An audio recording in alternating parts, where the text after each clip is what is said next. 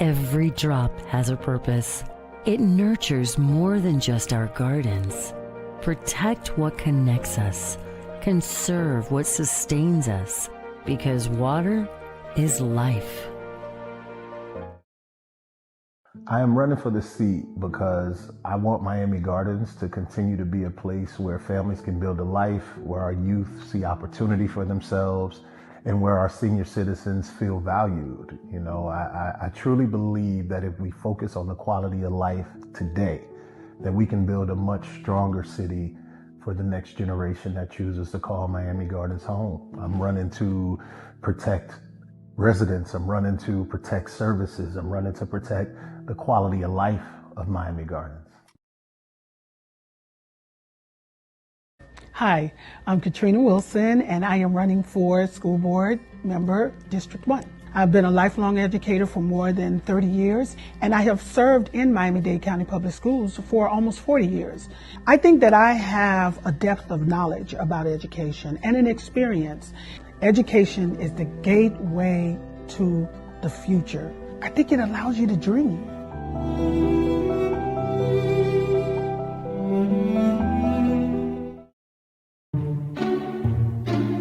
Plastic bags don't go in the recycling. It's Recycle Right, the game where we find out what's recyclable and what's garbage. Ready to play? Go. So many items we toss daily like cardboard, cans, cartons, glass, and plastic bottles can actually be recycled in our curbside collection program for a cleaner community. The rest is garbage, like your Uncle's aim. When you recycle right, we all win. Take your victory lap. What does Miami Gardens mean to me? Home. Miami Gardens is home. I remember riding on the back of dirt bikes where Joe Robbie Stadium is and just watching the growth and the maturation and the glow up, if you will, of the city. It makes me proud to be a son of the city, and it makes me proud that I was able to raise my sons in the city, and then my sons can come back and raise their sons in the city. That's why I'm running. I'm not running for me right now. I'm running for the next generation and putting policies and institutional pieces within our city that will be there long after my term is over, long after my life is over, and I'll continue to serve the people of Miami Gardens and pour back into the same community that made me, that built me, that made me who I am. That's what Miami Gardens means to me. Home. Hello, everybody. I'm endorsing Oliver Gilbert because he has always delivered for us, raising wages, delivering paid sick leave, and passing a law to lower water rates. I'm Oliver Gilbert, and I approve this message because from supporting the 5,000 Role Models program to standing up to Trump, I'm ready to carry on the legacy of Congresswoman Wilson. Trust me, we need Oliver Gilbert in Congress. This was awesome.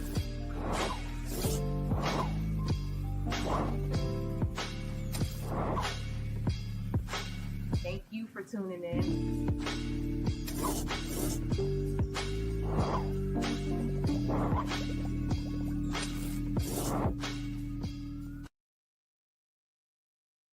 Hello, everybody.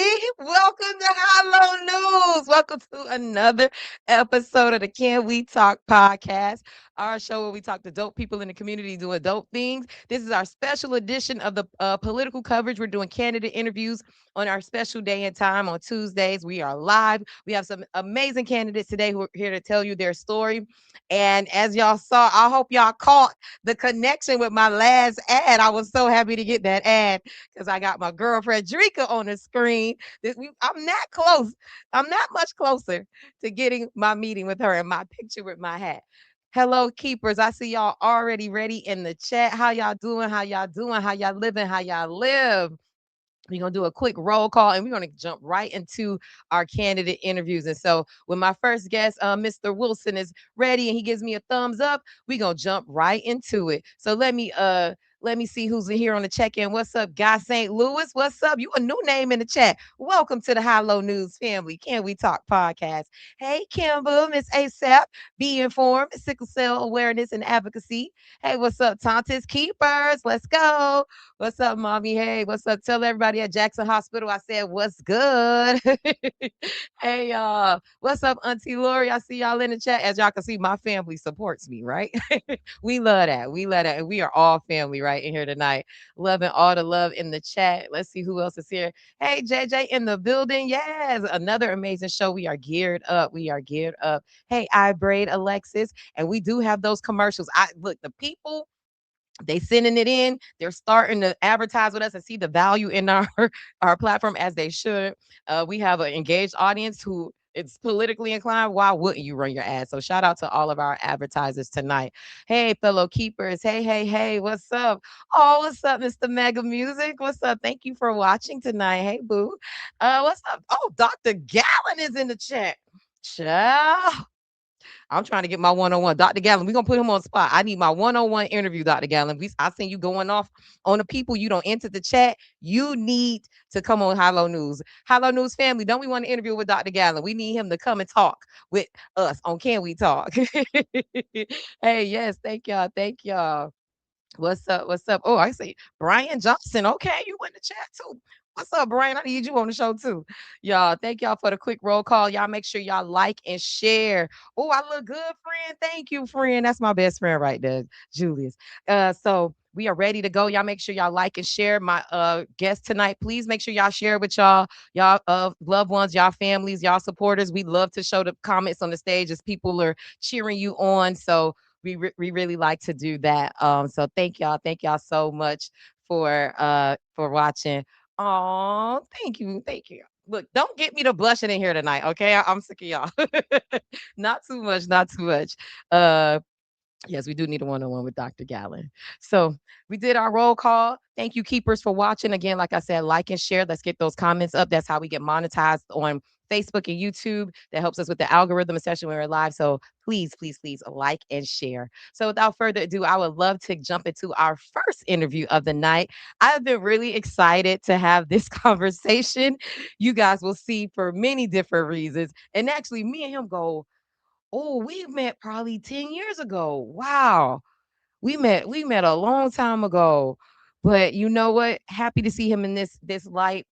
And there's a little connection here. We're gonna talk about it, y'all. Without further ado, I would love to welcome to the show longtime community advocate and educator and just doing amazing things in the community and just also a friend of the show. Welcome, Mr. Paul V. Wilson. He's running for Miami Gardens City Council seat 2. What's up, Paul? Sis, what it do? I made it. I made it. I made it. Mama, I made it. I made it to the Can We Talk podcast. I'm excited. Super Me excited. too. Look, Paul. Yes. Paul. Talk Yes. about mamas. Can we just get into it off real? That's where we starting. That's where you want to kick it off at. All right, we cool. We can start there. That's fine. What's up? Look, and Paul, only because here's the thing, you didn't even know that I had got that ad in the day. I was like, Paul, I I'm did just not letting know. you know. Okay, so for those who may not know, Paul, amazing himself has his own resume, but he comes from a political legacy, Miss Congresswoman Queen Frederica Wilson is his mama. Did y'all know that? That's What- mama. That's mom. Look, you know what? That's the old girl. Yes, sir. Yes, ma'am. Oh, you so Miami saying the old girl. I've been calling her that since, and I call her that in public. It's a thing with us. But yeah, that's the old girl. I love it. You know, boys usually look like their moms. Oh, I see the cues don't enter into the chat. Okay, and that purple in the back definitely gives it away. Not a virtual background either. That's real. That's my real office wall. That's not a virtual background. Definitely. And yes, he is his own man. You know what, Paul? Like, I met you like in the education space. I think we were at a conference and just always been a really solid guy. And I think my memories came up and you were doing some community work Yeah. against like gun violence. And I was like, Paul, look at this article we did like 8 years ago. So you know, before we get into, I want to get some more people in the chat. Hopefully, can you tell your mama to watch it, please? Can you tell her I love her? I sent her the link to tune in, man. She technologically savvy, so she'll tap in. I don't know if she's gonna get in the comments, but she definitely gonna tap in and watch. Look, if she watching it, tell her that you got to let me know what she thinks of it because I just love her down. But before we get into that of it all, you know what? Let's give the people this. For people who may not know you, if this is their first time, their introduction to you, tell them who you are when the cameras are on, and why you decided now was the time to run. Oh, you say who I am when the cameras aren't on? When the cameras aren't on. I'm the same person whether the camera's on or not, man. I'm Paul Vincent Wilson Jr., born and raised in the county of Dade, right here in Miami, Florida. I went to born at Cedars of Lebanon Hospital. You too young to even know what that is. I don't even know what that is, Paul. But, What is that? But the people of my generation in the chat, it's University of Miami Hospital now. Okay. But yeah, it was Cedars of Lebanon. That's where I was born in the late 70s, raised in the 80s, teenager in the 90s at the start of the crack epidemic, when you had a few choices for young black males like myself. He was either hooping or rapping or selling dope. So I chose rapping. Rapping was something that's how I even got, when we connected later around the music, it started back then. Shout out to Rock House Studios, Herbert Rhodes over on 7th Avenue, 151st Street. Saw something in a group of young males that decided to choose a different route and kind of stay away from what we were seeing on the block and what we were seeing on the streets, man. And did that, graduated from Turner Tech, first graduating class of Turner Tech, went to FAMU. Yes, ma'am. Yes, ma'am. Go Rattlers. I know I'm not a Rattler, but that's what y'all do, right? I know it's a few Rattlers in the chat. Gives us some snakes in the chat. Man. Went to family. I'm a Humphreys baby, so I was there during the President Frederick Humphreys era. Graduated in 2000, came back. Started my career with Miami-Dade County Schools at the Juvenile Justice Center. I taught in jail. Giving young men a second chance. I was 20 years old coming out of college, and I figured that was the best place where I could plug back in and start pouring back into the community. And I figured those were the young men that needed me the most. So I did that, moved from there to different schools within Miami, Golden Glades Elementary School. I was then hired by the Florida Department of Education as a reading specialist. So I traveled the country teaching literacy as a process of differentiated instruction, came back to Miami when that grant was over. I served as a chief of staff for then school board member Dr. Wilbur T. Holloway. So I served down in that capacity, writing policies, that kind of thing. From there, I did my school-based administration, and then I came back to Miami. I did my school-based administration in Broward for a couple of years. Okay. I was at Hollandale High School. Shout out to Hollandale High School, man. Hollandale High School, South Broward High School. Then I came back to Miami-Dade as the executive director of the Office of Community Engagement and the Parent Academy. So I was over parental involvement for the entire district and community engagement for the district. And then was later promoted to one of the chief negotiators in the Office of Labor Relations. So I negotiated the labor contracts with AFSCME, with UTD, with FOP, with all of our unions.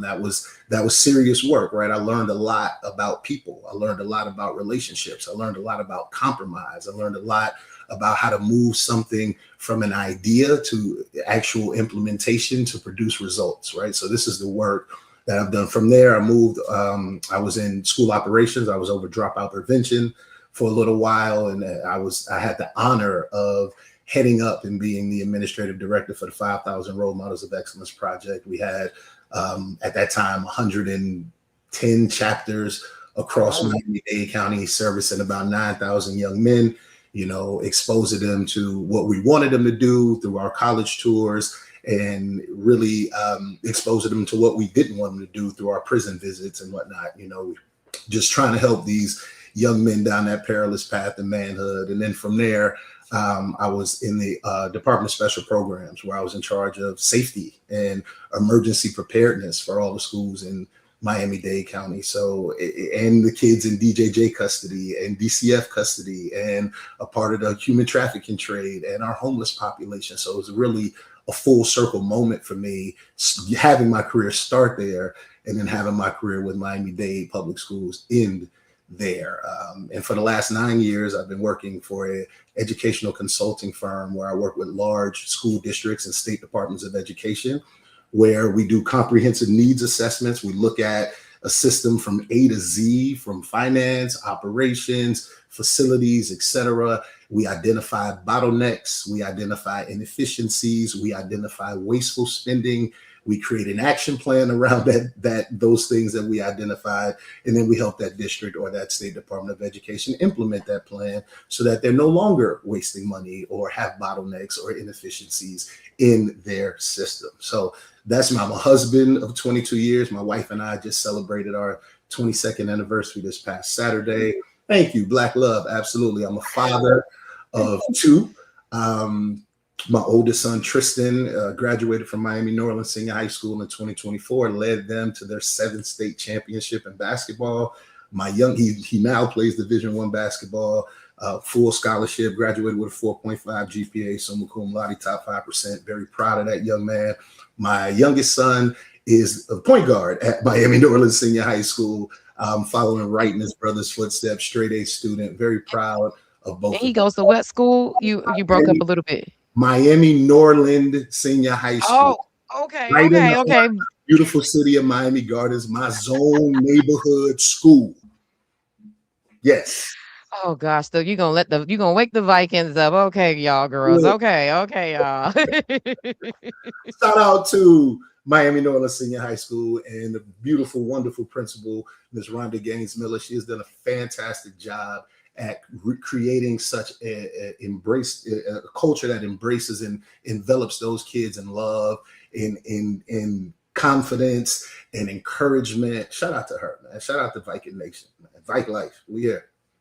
That's what's up. Look, and honestly, Paul, you kind of like really gave us your resume, because that was going to be my next question. But I want to pivot just a little bit, because as we talked about, the legacy of politics and really public service in your family, and even when I met you like 10 years ago, I don't even think that was something that you were even talking about, like what you wanted to do. So I would love to know, why now? Like what was the catalyst for you that said, now I would like to step into public service? And honestly too, like watching your mom in public service for all of these years, what is it, like 30, 40 years at this point? Like, what made you like say now versus like, was there ever a time when you saw her doing this that you wanted to do it? Was it like always a timing thing, or was it like I want to know, like, what was that thought process for you to say, now is the time for me to run? And also too, why the city of Miami Gardens, like a city council seat? Because really you could have kind of had your pick of the litter, really. Like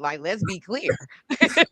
Yeah, so it's interesting when you live a life of someone that kind of, when people are asking you your entire life when you go follow in somebody else's footsteps, right? So for me, you said you didn't even know it was something I wanted to do. It was something that I always wanted to do, but it wasn't about my timing. It wasn't about mom's timing. It wasn't about any of that. It was about God's timing, right? I had work that I needed to put in first. I wanted to build my own resume, stand on my own work, pour into the community in my own way, right? I had to pour into my sons. I wanted to make sure that my sons were getting the support that they needed, and that I was the father that I wish I had coming up, right, for them. So I knew that because of how I grew up with my mom as she went on her meteoric rise through politics, oftentimes my sisters and I would have sacrificed. You know, I know what that feels like, and I know what that looks like. And I didn't want to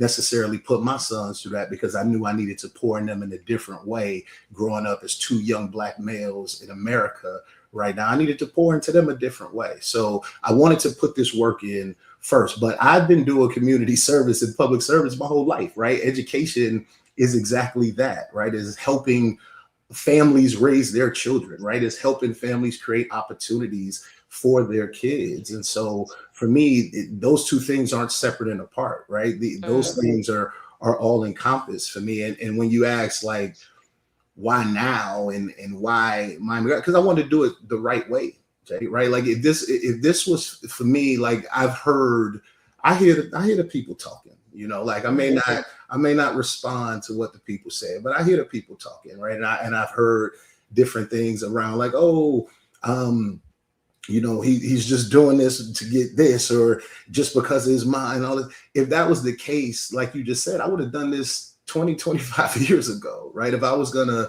connect to her coattail and just be like, oh, you leaving here? Let me slide up in here. Let me, you know, but that to me is not the way that I want to contribute in public service, right? I want to make sure that when it's all said and done, Paul Wilson stands on his own, right? I can't apologize. I couldn't pick who I was born to, right? Like I couldn't pick my parents, right? And I don't apologize for, you know, being her son, and I am unapologetically proud, and I'll say it at the highest of mountains, right? Unapologetically proud of the legacy that she created and that, you know, I stand on. I mean, like as parents, isn't that the whole point, right? I mean, that's why I'm working. That's why I'm doing what I'm doing. Because when I'm dead, I want my sons to be able to say, my dad did something, right? My dad made a difference in this world. And I think for all parents, I think that's the whole goal is to create a legacy that your children would be proud of, proud to carry on, proud to stand on, proud to talk about. So for me in Miami Gardens, I mean, this is the city that raised me, right? This is the city I grew up in. This is the city that, you know, my wife and I decided to build a life in, you know, bury roots and whatnot. We decided to build a house in Miami Gardens. We could have built a house in Pembroke Pines or Miramar or wherever else everybody else was saying that you needed to go to get away from, you know, get away from the hood. You got to get away from Murder Garden. This is back in you know, 2009, 2010, right? So it was always you're gonna build a house there. Yes, I'm gonna build a house there because I believe in that community. That community is the community that created me, right? The teachers who believed in me, the coaches who challenged me coming up, the mentors who poured into me before I even knew what a mentor was, right? And the neighbors that looked out for me and that kind of thing. It helped shape the person who I am today. And I think that there's a responsibility that comes with that, pouring back into the community that pours so much into me. I'm a resident here. I'm a homeowner. I'm a taxpayer. I live in one of the highest tax districts in Miami Gardens, right? So I feel the same flooding issues. I feel the same traffic. I feel the same pain that my neighbors talk about in regards to their quality of life. And I think that the skill set that I bring with that mix of executive level experience, leading large initiatives across the school system, writing policies that impacted thousands of families, negotiating multi-billion-dollar contracts, and improving people's quality of life.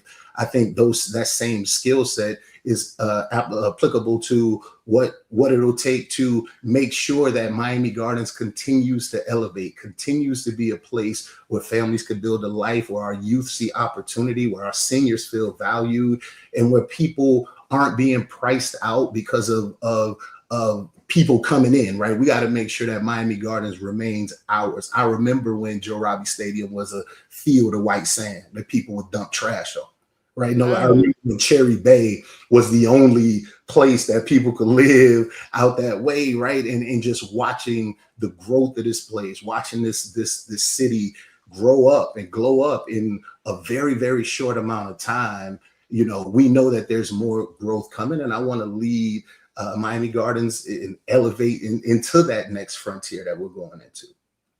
Thank you. Thank you for breaking that down. And I'm going to switch gears a little bit because I want to talk about some of the issues and things that we hear Miami Gardens residents, bring up.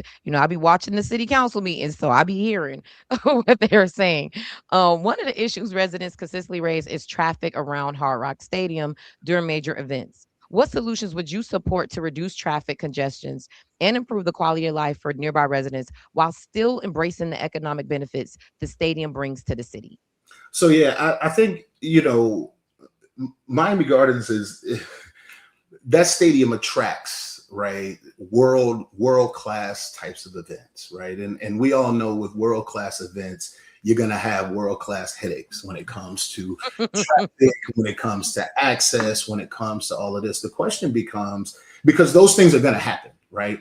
The question becomes, is the community benefit from those events? Is the juice worth the squeeze from those people that are inconvenienced when those events come to town, right? And so as far as I can tell, and as far as I've heard from neighbors as I walk around and canvas and talk to people, they don't feel like the juice is worth the squeeze, right? And part of that is traffic, right? And the Dolphins made a few decisions, and I think it's important to recognize that and clear up for some folks that may have a misconception around that stadium and who controls and owns and operates that stadium.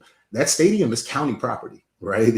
Back when Joe Robbie made a deal with the county commission for a 99-year lease for $1 a year for that property, and he built that stadium. So the county controls that land. I think because it sits in Miami Gardens, a lot of people feel like Miami Gardens has a larger decision point in regards to what happens there, what doesn't happen there, as far as the events themselves are concerned, right? So just a misnomer on that. I think with the county, what the stadium did was they made a decision to eliminate a lot of the parking that was around the stadium, which did not stop the amount of people that were coming to the stadium. I think I heard a statistic that like last year, over 1.9 million people touched, Hard Rock Stadium in some way, shape, or form through whatever events that were occurring. And so when it comes to traffic mitigation is all about planning, right? It's all about planning. I told you what my background is. I told you what my work is now. Traffic mitigation is a big puzzle when you're thinking about, okay, where does it need to flow? How does it need to flow to create the minimal impact on folks that are not involved in this event or not coming to this event? How do we create the least amount of inconvenience? I'm not sure that the planning around these events come from that lens. I'm not sure that anyone is recognizing that kind of thing. I live here. I live by the stadium, right? So that traffic I was talking about, I live in that. I live right off of 441. There's only one. The only way I could get into traffic is to touch 441 in some way, shape, or form. 441, 45-minute, hour-long wait to get to 199th Street when there's certain events happening, right? So I feel that, but it's about planning. It's about the light timings and all of the things. It's about extreme coordination with all of the municipalities that are going to be involved with traffic mitigation. That would be the county, that would be Highway Patrol or Florida Highway Patrol, that would be whatever other municipality the county decides to bring in. But that conversation needs to be transparent. That conversation needs, the residents of Miami Gardens are the ones that are being inconvenienced the most. Then their needs need to be at the forefront of those conversations and planning conversations. Now, there's going to be some traffic, right? Like there's no way that you're going to bring 65,000 people into a stadium and you're not going to feel some traffic. But I do think that stronger planning around that and stronger coordination can help alleviate some of that. Carol, definitely well thought out. I think living over there, you definitely have sat in traffic and thought about how to fix this. I've been cussed a few times too, you know what I'm saying? That traffic.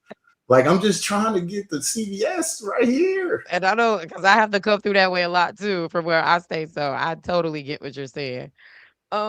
Just my next question is, Miami Gardens continues to grow and attract new development. What is your vision for the city's future? What type of development do you support?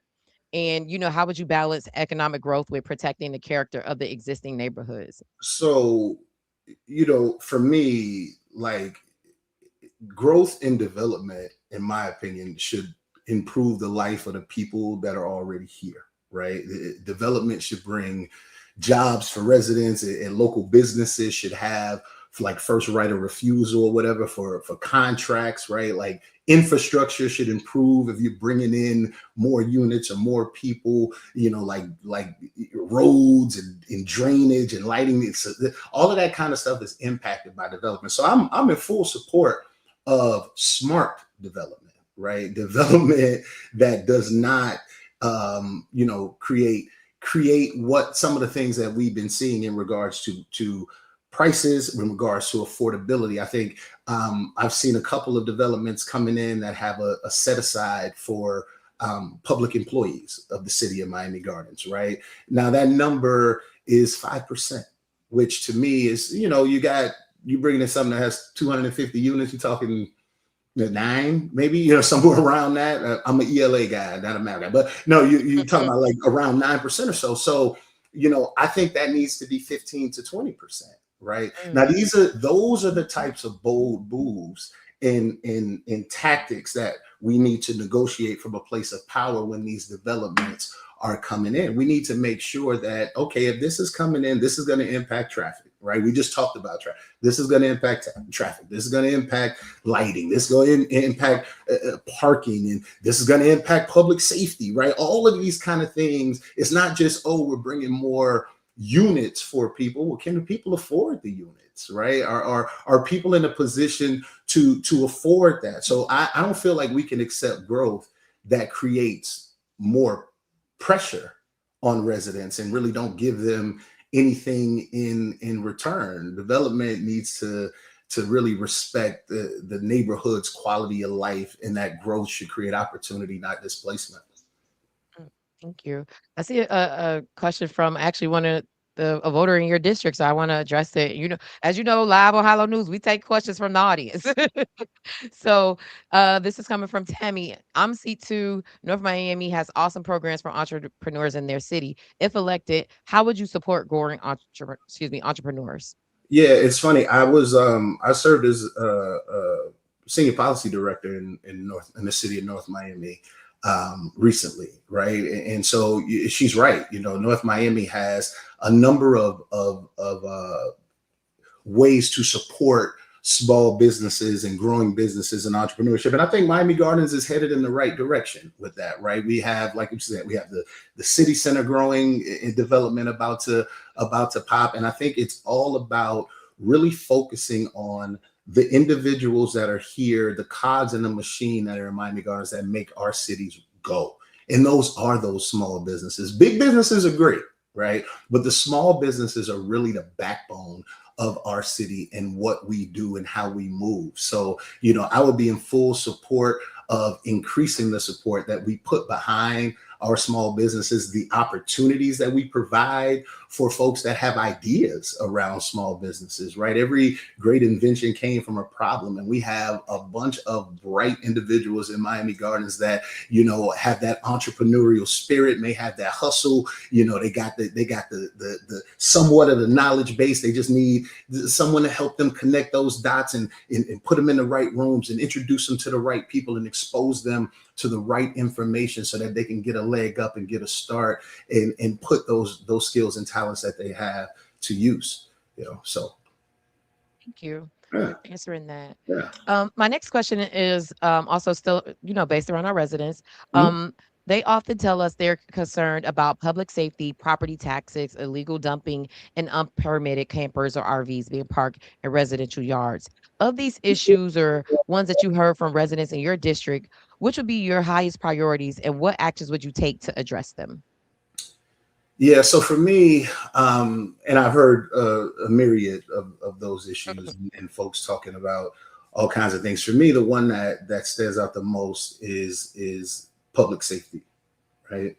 Public safety is important for me because it's personal for me, right? In 19, my wife and I and my sons, we were here in our home in Coconut Cay, and about 2 o'clock in the morning, we were victims of a home invasion robbery. Okay. And as you can imagine, it was a very traumatizing experience, right? One that changed all of us forever, changed, how we feel about safety, right? Forever. Some of the things that we do at night, how we move, those types of things, forever, right? And part of the issue that night was, I would have liked the response time to be a little quicker than it was, right? And I know there have been some steps taken toward reducing the response time.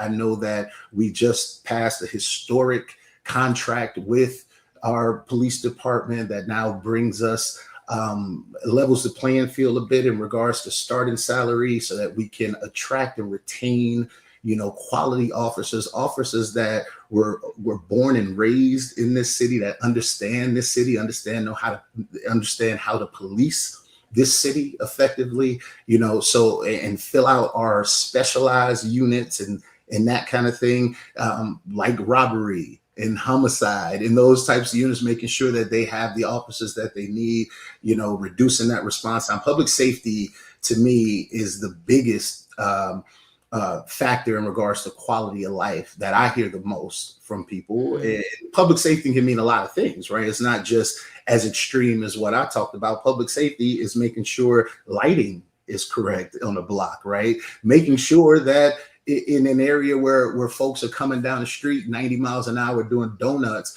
that we do a traffic study and we put speed bumps where we can, right? We put other traffic calming measures where we can. All of that falls under the umbrella of public safety. For me, I told you I was in charge of safety for 400 plus schools. So my perspective around safety might be a little different than most, because I understand what happens when you don't take the right preventative measures. I've seen the other side of when you don't move in a way that is proactive versus reactive. So public safety would be that thing for me. Thank you for sharing your story, for what happened to you guys. Just switching gears a little bit. Miami Gardens has seen tense moments during city council meetings, including disagreements between elected officials and exchanges with residents that have sometimes disrupted meetings. What does professionalism on the dais mean to you, and how would you help maintain decorum while still allowing residents to feel heard? Yeah, so I mean, I've been in gladiator school for that my entire life. I mean, first of all, I'm the son of a congresswoman, so and the son of a politician that has always had to have thick skin when it came to people saying stuff about her, or like people that's like wearing hats on stuff and like may have a little torch or something. Like I've always had to deal with. I've always had to deal. Oh, I love that you said that. You better read me about your mama. I love it. You know we good, sis. But I've always had to deal with that kind of thing as a school teacher, right? I've always had to deal with parents who were upset about the fact that their child earned an F in my class or something like that. As a school leader, I've had to deal with parents who weren't happy about a child being placed in this teacher's class, or a teacher not being happy about something. I've always, I negotiated contracts with individuals across the table that, aren't always necessarily the most respectful, right? Because they are being the voice for thousands upon thousands of people that feel like they've been left out, that they've been shut out, that kind of thing, right? So my entire career has been about decorum, and been about having to show a level of decorum and respect, right? I like to think of myself as a diplomatic disruptor, right? In every role that I've been in, I've had to shake things up, but I know how to do that without being disrespectful. I know how to do that without being condescending or taking someone's self-dignity away from them, because I don't feel like that's necessary. In fact, if you really want to get stuff done, that's not the approach. I couldn't come to the negotiation table, matching the same energy as some of the folks on the other side, right? We would still be arguing right now. So someone had to be the voice of reason, be the voice of compromise. One of the things we used to say is,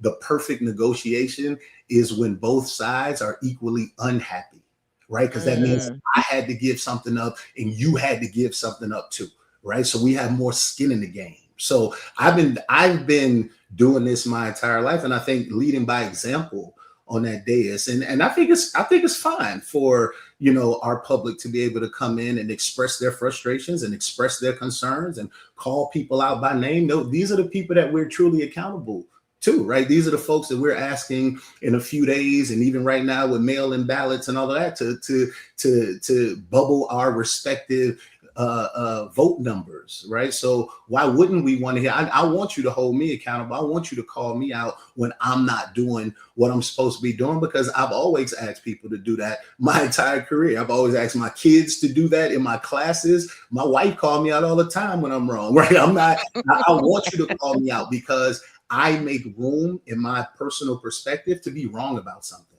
That's something that I've learned over the years, how to do that, how to be able to put myself in someone else's shoes and see their anger and see their perspective in going to a situation, listening with the intent to understand versus with the intent to respond. And so because I've reached that level of zen, if you will, when I can hear that, respect it, understand it, and whatnot, I encourage it. I welcome it. I welcome it. Thank you.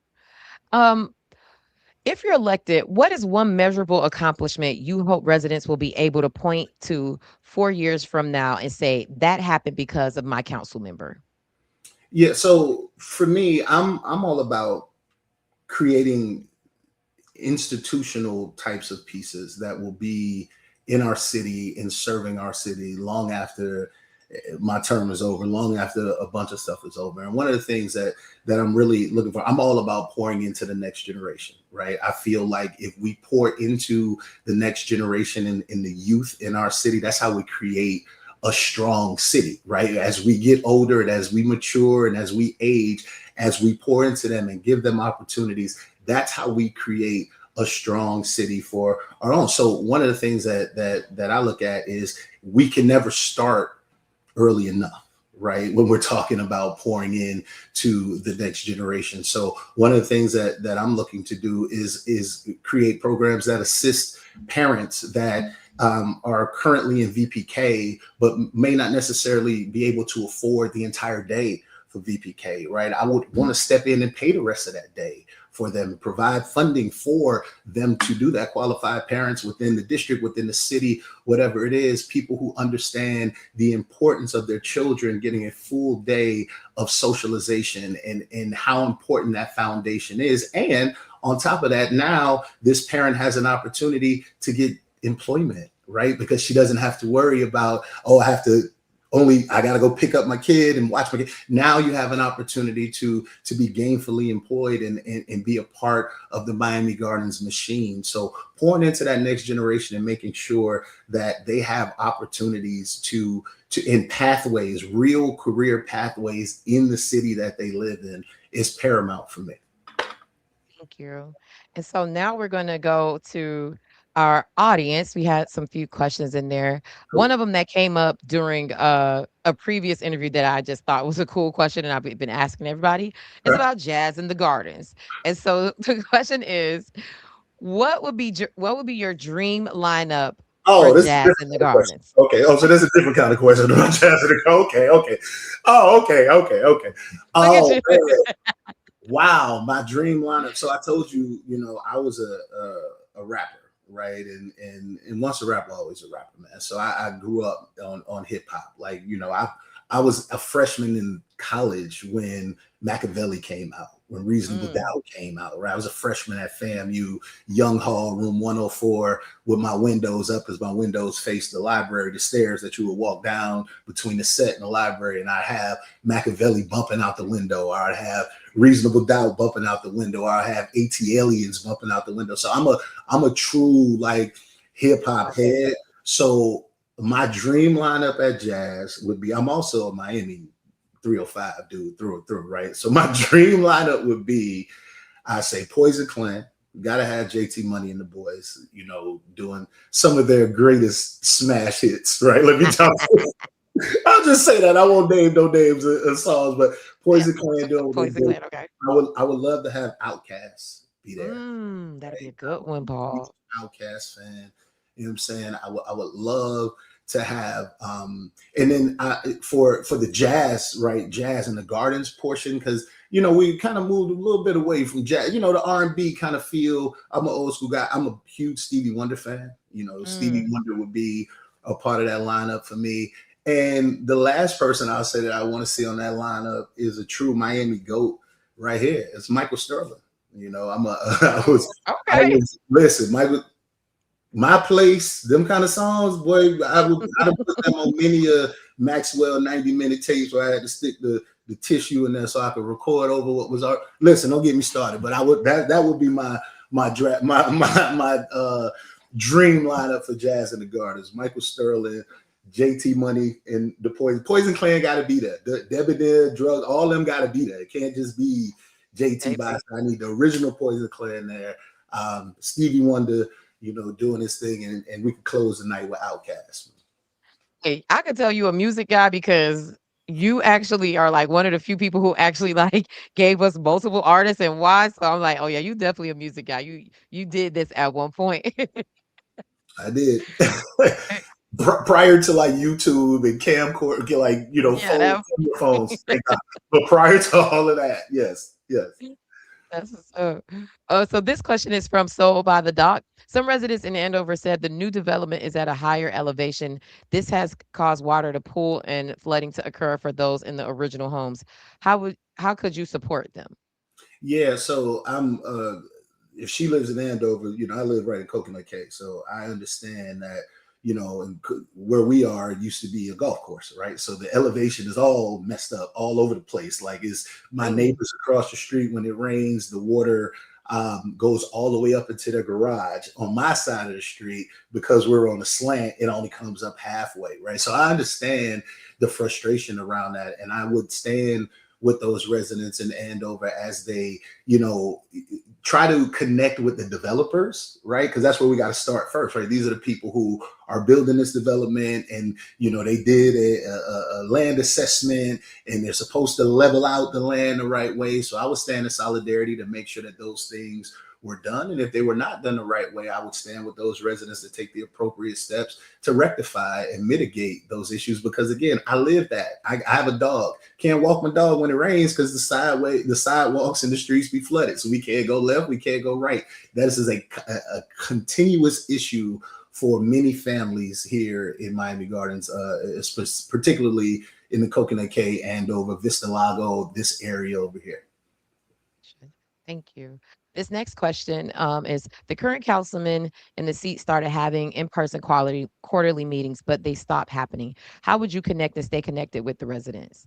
Yeah, I mean, I think that quarterly meetings is a great way to stay connected with residents. I think, attending quarterly homeowner association meetings, I think attending monthly crime watch meetings in the neighborhoods, and bringing, not just attending to be able to say that I attended, but to bring back information, right, to individuals, so that they know not everybody's on social media, not everybody's computer savvy and all of that. Some people like the old school face-to-face kind of thing, and I believe in that, right? I had a community meeting every month when I was a school leader, right, where parents would come in, I'd get some spaghetti and some hard garlic bread or whatever, and we eat and we talk about not only what was going on in the school, what I needed them to do to help support what was going on into the school. And that's how you build community. That's how you build relationships. That's how you build trust and rapport. So I think that constant communication with residents is imperative.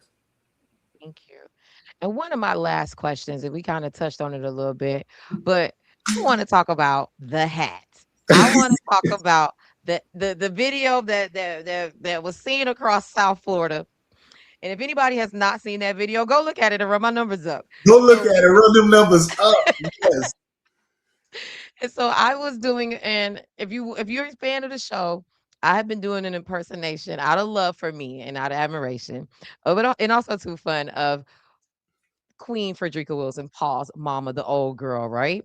Old And girl. so I did this reenactment of her endorsement for Commissioner Oliver Gilbert, who is running for her seat. Do the voice right now for me. Let me hear the voice. Let me grade your impersonation, because I'm the one. I'm the closest. So let me grade. Let me see how if you got the inflections right when you was, let me hear it right now. I got a text that says she's watching. I cannot do it. If you watching, you gonna hear. Okay, come on, let's go, Mister. This is how we gonna get your picture, Miss Tate. Let's go. Let me hear you. Oh, you didn't know I was gonna turn the tables on you like this. You brought it up. Let's talk about it. You want to talk about it? Let's talk about it. Come on, sis. What we doing? Let me hear the voice. I know the chat want to hear it. The chat loved it. I know the chat loved it. They want to hear it. They want to hear it. Look, now that you put me on the spot, it may not even come out that good. Look, let me see. Wait, do you have the hat with you? Do you have the hat in studio with you? No, I ain't even. I thought about getting it, but I said I'm not even finna disrespect Slipping. So let's hear this voice. Let me hear this voice. Okay, let me see. Look, Paulie. Wait. Paul, stop laughing. Wait. Okay, wait. I am Frederica Wilson, Queen Frederica Wilson, okay? Paulie is running for Miami Garden City Council seat too. Y'all better vote for my Paulie. I'm the queen of this. I started this. Y'all don't want to see it. Hello, everybody. I'm Frederica Wilson. Y'all don't want to do that with me. I'm the queen. I started all this, okay? And it wouldn't be nothing without me. And that's why Paulie is taking the reins. Because he is prepared from watching me. Yo. First of all, shout out to you for doing that, right? Doing that. She's on here watching you, but you did good. You got to get the inflections a little higher at the end of the sentences, just a little higher. But you did. Listen, yeah, I get out of A- though. That was dope, man. That was dope. Oh my God. Yo, so people don't know, like, because it was the video went crazy, right? And I was like, I wasn't sure. Like, and some of the reactions were mixed, right? So I had to call you just to be like, Paul, this is not.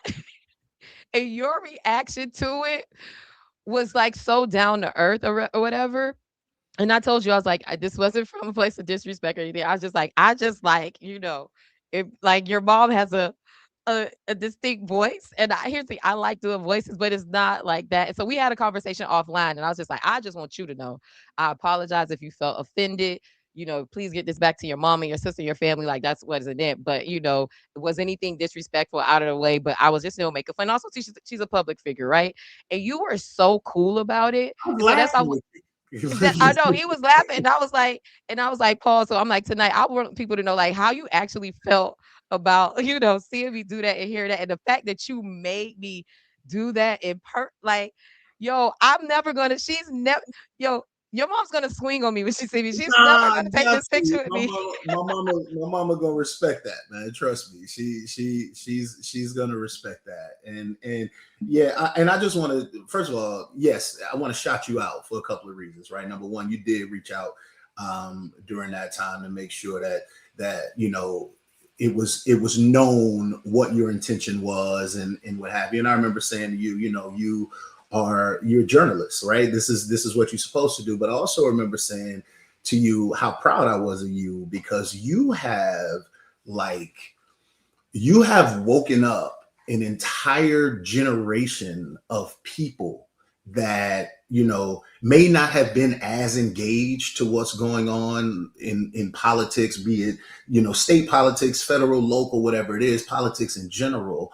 But your methods and how you're presenting the information and how you're making it palatable for the people and how you bringing on candidates and having them tell their story and asking them tough questions, like what you're doing, you and it's a few others out there, shout out to Munch, them, all y'all doing this thing, and you are creating a platform for people to talk about things that they wouldn't necessarily be interested in talking about, right? So shout out to you. And that's why I told you that day, like, you have done a great job. You and me been rocking for a long time. You've been covering things that I've been doing in the community for a very long time. You know, I remember you covered the Breathe project that we did with the NAACP Youth Council, you know, right after George Floyd. You know, you know about the beautiful struggle thing that we did when we brought in the 450 girls into the Betty T. Ferguson Center and all of that. So you've been around and been watching this stuff, and I've watched you. Right. I've watched you be diligent. I've watched you, you know, stay the course and make a contract with yourself that you was going to make it in Miami as a blog. I don't even like to call you a blogger no more. Right. Like you have elevated beyond that, in my opinion. And just shout out to you and Black media and you doing what you're doing and the consistency that you do it at and the quality that you do it at, man. Shout out to you. For real. I've watched it from the sidelines. I've watched it from standing next to you, and I've watched you grow over the past maybe 10, 11 years. And for you to be here, me to be on your platform tonight, you know, talking about what we're talking about, you know, I think I just salute to you, salute to your team. You're giving young journalists and young entrepreneurs an opportunity to work and learn the game. I think we need an NABJ, national, what is it? NABJ. I think you need like a Person of the Year award or something. Where Russell Motley at? Get Russ. She need a Person of the Year award because you've been doing your thing this year around you, Tanya, how you guys are presenting and making this information palatable and tangible for people is awesome. It shouldn't go unnoticed. Man, thank you so much, man. Sure. Wow. So what a way to wrap up. Paul, I just want to give you one last chance to tell the people why they deserve your vote, how they could support you, how they could donate, connect with you. You know, just give your one last, you know, final, you know, word here as we close out the interview. So, you know, everything you can do all of those things at, you know, paulforprogress.com. That's my website. All of those things are on there to donate and sign up. We're doing the canvassing this weekend. If you want to come out and bang on these doors with me, as I've been doing week in and week out, you know, connecting with residents, really understand. That's the only way that I feel like you can represent the people, if you know what they need and if you listen to them. But as far as, you know, why I deserve your vote, like I said, I'm a homeowner, man. I'm a taxpayer. I'm raising my family here. I was born and raised here.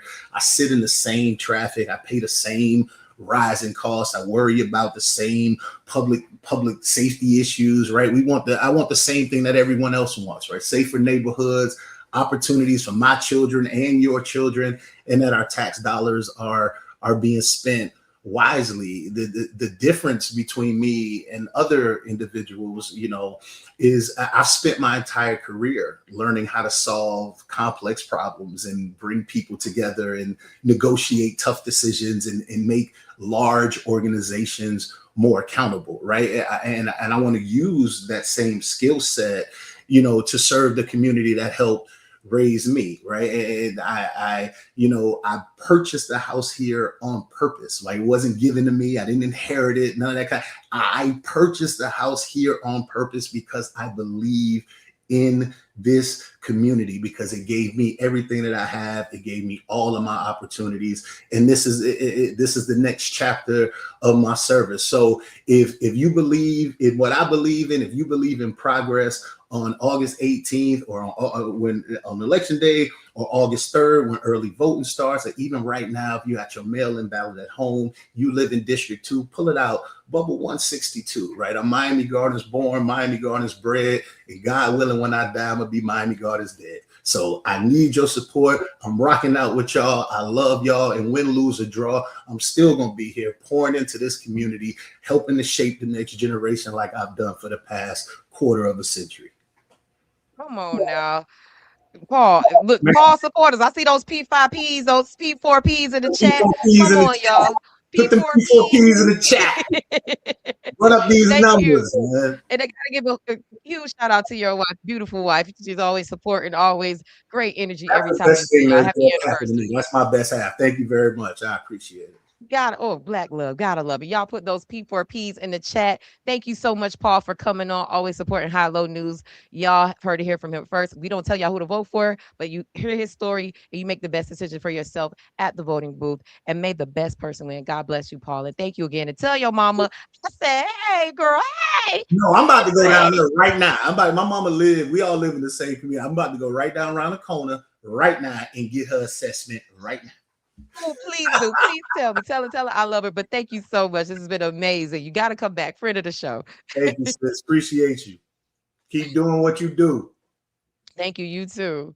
Man, y'all, that was epic. For Paul to make me do his mama impersonation on this show is crazy. But you see, like the fact, like that's just some real stuff to me. That's just some real thing that you do. Like if you a real person, like to me, I just gotta respect that all day. And that was the conversation we had offline. Man, I want to just say, thank you again to Paul for coming on the show. And thank you to our second guest. Y'all make sure y'all hold the line. Please like and share. All the Daphne Campbell supporters, y'all make sure y'all show up in the chat, like and share and comment because she is coming up. And I just want to thank her for her patience. We're going to let her cook as well and share her story as well. And actually, she has like an interesting, dynamic going on. So I'm really excited to talk to her. So if you're ready to come on, Miss Daphne, I know we made you wait a little bit, but me and Paul was cooking a little bit, but you got a thumbs up backstage for me. You ready to come on, Miss Thank? Okay. So without further ado, I would love to welcome to the show Miss Lady Daphne Campbell. Hey, girl. Hey. All right. Good evening, Jenny Tate. Thank you for your gracious invitation to join the High Low News Talk Live podcast. It is a privilege to be with you and your audience. I am Daphne D. Campbell, a former Florida state representative and state senator. I am a proud Democrat since 1994, and I live in the district since 1987. A registered nurse with 45 years of dedicated service, an entrepreneur, and the proud mother of 5. I have also endured the heartbreaking loss of one of my children to gun violence. That profound experience has strengthened my commitment to serving with compassion, courage, and integrity. Throughout my career, I've been a strong advocate for public education, accessible healthcare, safer community, and opportunities that help every family succeed. I look forward to our conversation. Come on now. You better come with the intro. Look, you answered the first question before I even had a chance to get in. I'm glad you introduced yourself. You know what? Uh, you see, I'm like, I want to say Senator Campbell, and that's your last title. So can you explain to us like, how this works? Because I know you were senator and now you're running for state rep. So like, can you explain to us the transition that you're going into to run for this particular office? Like why state rep instead of state senator? Well, first, let me say why I'm running for the State Representative District 108, and I held that seat for 3 terms, which is 6 years before, and I joined to the Senate. I'm running for Florida State Representative District 108 because our community deserves a strong, dedicated, and committed voice in Tallahassee. I am ready to stand up for our families, protect our neighbors, strengthen our public schools, expand economic opportunity, and fight for a stronger, safer, and more prosperous future for everyone. As a proud Democrat, like I said earlier, since 1994, I've spent decades believing in the power of community, opportunity, equality, and making sure every voice is heard. I am running to bring those values to Tallahassee and to work for real solutions that put people first, not politics. District 108 deserves leadership that listens, cares, and delivers. I'm ready to serve, ready to fight for our community, and ready to be their voice in Tallahassee. Okay. And now I want to switch gears. Let's get into policy because you have a long career in public service as well. So you could definitely speak to the breadth of this with a lot of knowledge. Housing affordability is a top concern in the district. Name one specific bill, ordinance, or mechanism you push, and how would you get this paid for in the district and from your work if elected? Well, District 108 has been affordability. It's been a challenge for District 108 for the longest, but I've been fighting very hard for affordable housing. A lot of people said, oh, how are you going to do that? To alleviate the burdens on the people. What we have in Tallahassee, we have something we call trust funds for affordable housing. So those trust funds, I could work very hard because I work with both sides. I work with Democrat and Republicans. If you don't cross the aisle, because Tallahassee governed by Republicans. In the House is 120 members. In the Senate is 40 senators. In the 120 members in the House, at this moment, for this session, is 31 or 33 Democrats. That's not a lot. And the rest is Republican. In the Senate, 13 Democrats, the rest are Republican. So therefore, if you don't cross the aisle to get what you need for your community, you're not going to get nothing done. You're going to be ineffective. You're not going to, bring no money to your district. I brought back to my district for my 8 years in the legislature over $4 billion. So the trust fund money, if I bring it to the community, what they do, they could work with developers, they could work, with different agencies, and to help the people to alleviate the situation of the affordable housing. Oh, thank you. Switching gears just again a little bit, the Democratic Party has taken a lot of criticism, especially when it comes to just different things that it concerns when different members of the party, right, and different demographics. Name one thing your own party gets wrong on an issue that you care about. Well, I'm as a registered nurse for 45 years. I could say even though we are minority and they are super majority, we do have a voice and we do fight for our people. When I was there, when I entered the District 108 in 2010, in 2011, when I went there, I got a group of nurses. They are nurse practitioners who never can practice to their full scope of practice in the state of Florida. The bill was there for 50 years and always failed. So I had it 2011, it failed, 2012 failed, 2013, 2014, 2015, 2016. But 2016, God was so good to me. And I had a doctor who came on board, Dr. Carey, and he was Republican. And I went to him and he was the chair for the healthcare. When I went to him and talked to him about how it's very hard, because in 1990s, I used to own my own clinic right there on 149 North 6th Avenue. It was medical center. So therefore, I remembered we had nurse practitioners and physician assistants on board, and the nurse practitioners can't even prescribe a Tylenol for a kid. And I have to pay a lot of money to an MD just to be there while they're seeing the patients. So I know the burden of nurse practitioners. I know what they're facing. I know the struggle they're having. So I went to him and I said, listen, we have this bill for the nurse practitioners to practice to their full scope of practice. Can you help me? That bill been failed. And he said, of course. Representative Campbell, I was a state rep at that time. He said, of course, my wife, she's a nurse practitioner. I'll be glad to do the bill with you. And truly he did. And the bill passes. And now I could tell you 2016, HB 423, which is all nurse practitioners in the state of Florida could practice to their full scope of practice. Oh, wow. I'm telling you right now, we have a lot of nurse practitioners, ARNPs. They open their own clinics. They don't need no doctors to follow them because they do have that opportunity because of Daphne Campbell. In the state of Florida, again, I'm coming to your question. In the state of Florida, the medical assistant never been a profession, ever. They could go to school. It's a bunch of school who give them that classes, medical assistant. They have the certificate, but they are not, it's not a profession. I turn it to a profession where they could take their state board. Now they are medical assistant certified in the state of Florida.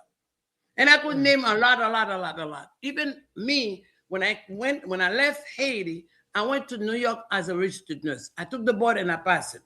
I worked 6 years in New York, and I came here to Florida in 1987. When I came, they asked me to take the state board again for me to practice as a registered nurse in the state of Florida. I took the board once, I didn't get it. I passed it the second time. So when I went to legislature 2010, I said, you know something, this needs to change because you cannot go from state to state taking state board. So I put the bill again. That bill, we have a nursing compact for registered nurse in the state of Florida where they could practice now in 40 states without taking the exam. I went the audience, just clap for me because I'm doing a great thing for nursing, and I felt proud of that because I'm a traveler. I could travel any state who was a compact license without sitting for the board every state I go. That's a lot of stuff I brought in to Tallahassee as for healthcare. So therefore, even though I was a Democrat, but I have opportunity to get things done regardless we are minority, but I turn my minority to majority because I get things done. That's what's up. Thank you for breaking that down. And I just want to switch gears again because something that we like to ask our representatives not our representative, the candidates is like the knowledge of the position. Many voters hear about the legislator but aren't really sure what a state rep actually does. So can you explain to our audience like what's the role of a Florida state rep? Okay, basically either you state rep or state senator, it's only one role we do have to pass the Florida budget to a majority vote. Simple. That's the role. We don't have 3-4 roles. We have to pass the budget. This is why we see during the session, it's a lot of discussion about the budget. It's a lot of fight between the Republican and Democrat about the budget because the budget that's all our role for this as a state rep or state senate. Thank you. Very clear and concise. Another question I have is, if reelected, because you've held this position before, you've been in public service, what are the 3 things you like to focus on and accomplish in your first term back in office? Well, as I said earlier about what happened to me with my son who was killed. Gun violence is not just a public safety issue. It is a public health crisis that is devastating our families and our communities. Having lost my own son to gun violence, this fight is deeply personal. I will work tirelessly with local, state, and federal leaders, law enforcement, faith-based organizations, educators, and community partners to reduce violence, strengthen community policing, invest in prevention and intervention programs, and pursue meaningful reforms, including efforts to repeal Florida's Stand Your Ground law. Too many innocent children have lost their lives, and too many parents go to bed with the tears in their eyes. We cannot accept this as normal. Together, we could build safe communities where every child has the opportunity to live, grow, and thrive. This is one thing I'm going to work on very, very seriously because we cannot continue that gun violence anymore. Stand Your Ground law need to go because we're losing our children because of gun violence. The other things I'm really going to work on is education. Because we just have a bill passed this past session where public school, where a charter school could use public school if they do have space. They call it co-location. Public school is an icon. It's no way you could try to erase public school for charter school. And if that's what they said right now. If you let them have 1 foot in, tomorrow they have 2 feet in, and after tomorrow they say, oh, I'm going to kick out all public school. No way. It's not going to happen. I'm going to fight very, very, very hard for public education, bring money for the teacher to get higher pay, It brings money to the public school to get tools all those children required to have and to remain public school, public school. My 5 children went to public school. My daughter right now, she's a doctor. She's an emergency doctor in Maryland. She graduated since 2012. She was at Northwestern. She was a valedictorian there. So therefore, Really? yes, my daughter is a big time, emergency doctor. She's very smart. She has straight A's from elementary to high school. So therefore, I have to make sure I, fight for my public school people, for the teachers, for the parents, for the student, and keep public school just like it is. Public school, not charter school, not voucher school, public school, period. Thank you. You actually answered my next question because I was going to ask you about education and what your focus would be for that. We can go into economics. Another question that I have is your District 108 includes communities that rely on good paying jobs, economic development, and support for small businesses. What policies would you champion to grow the economy, create jobs, and help entrepreneurs and small businesses succeed? Well, for my past as a legislator for 8 years, I had a bill for public partnership entity. So how we kept our businesses going, and because any community without a small business is not a community. How do you strengthen your economic growth? Is working hard on both sides again, bring money to you have like a job corp like that. You give money to certain entities and they could just help the small business, like a job corp. Job corp, when you give them money, you are businesses who can afford to pay their staff. They will pay for their staff for 3 to 4 years with the money they got from the state or the federal. But I always fought hard to bring money to the district, give it to like a job corp, like, different entities to make sure our economy, even though it's no jobs, because it's very hard now, no jobs, to make sure our businesses flourish instead of to die. Because we need our small businesses, we need economy to stay safe, even though now it's shaky because of what's going on to Washington, D.C. But in our district, my district, I'm going to make sure I kept them flourish and keep going on a daily basis. Thank you.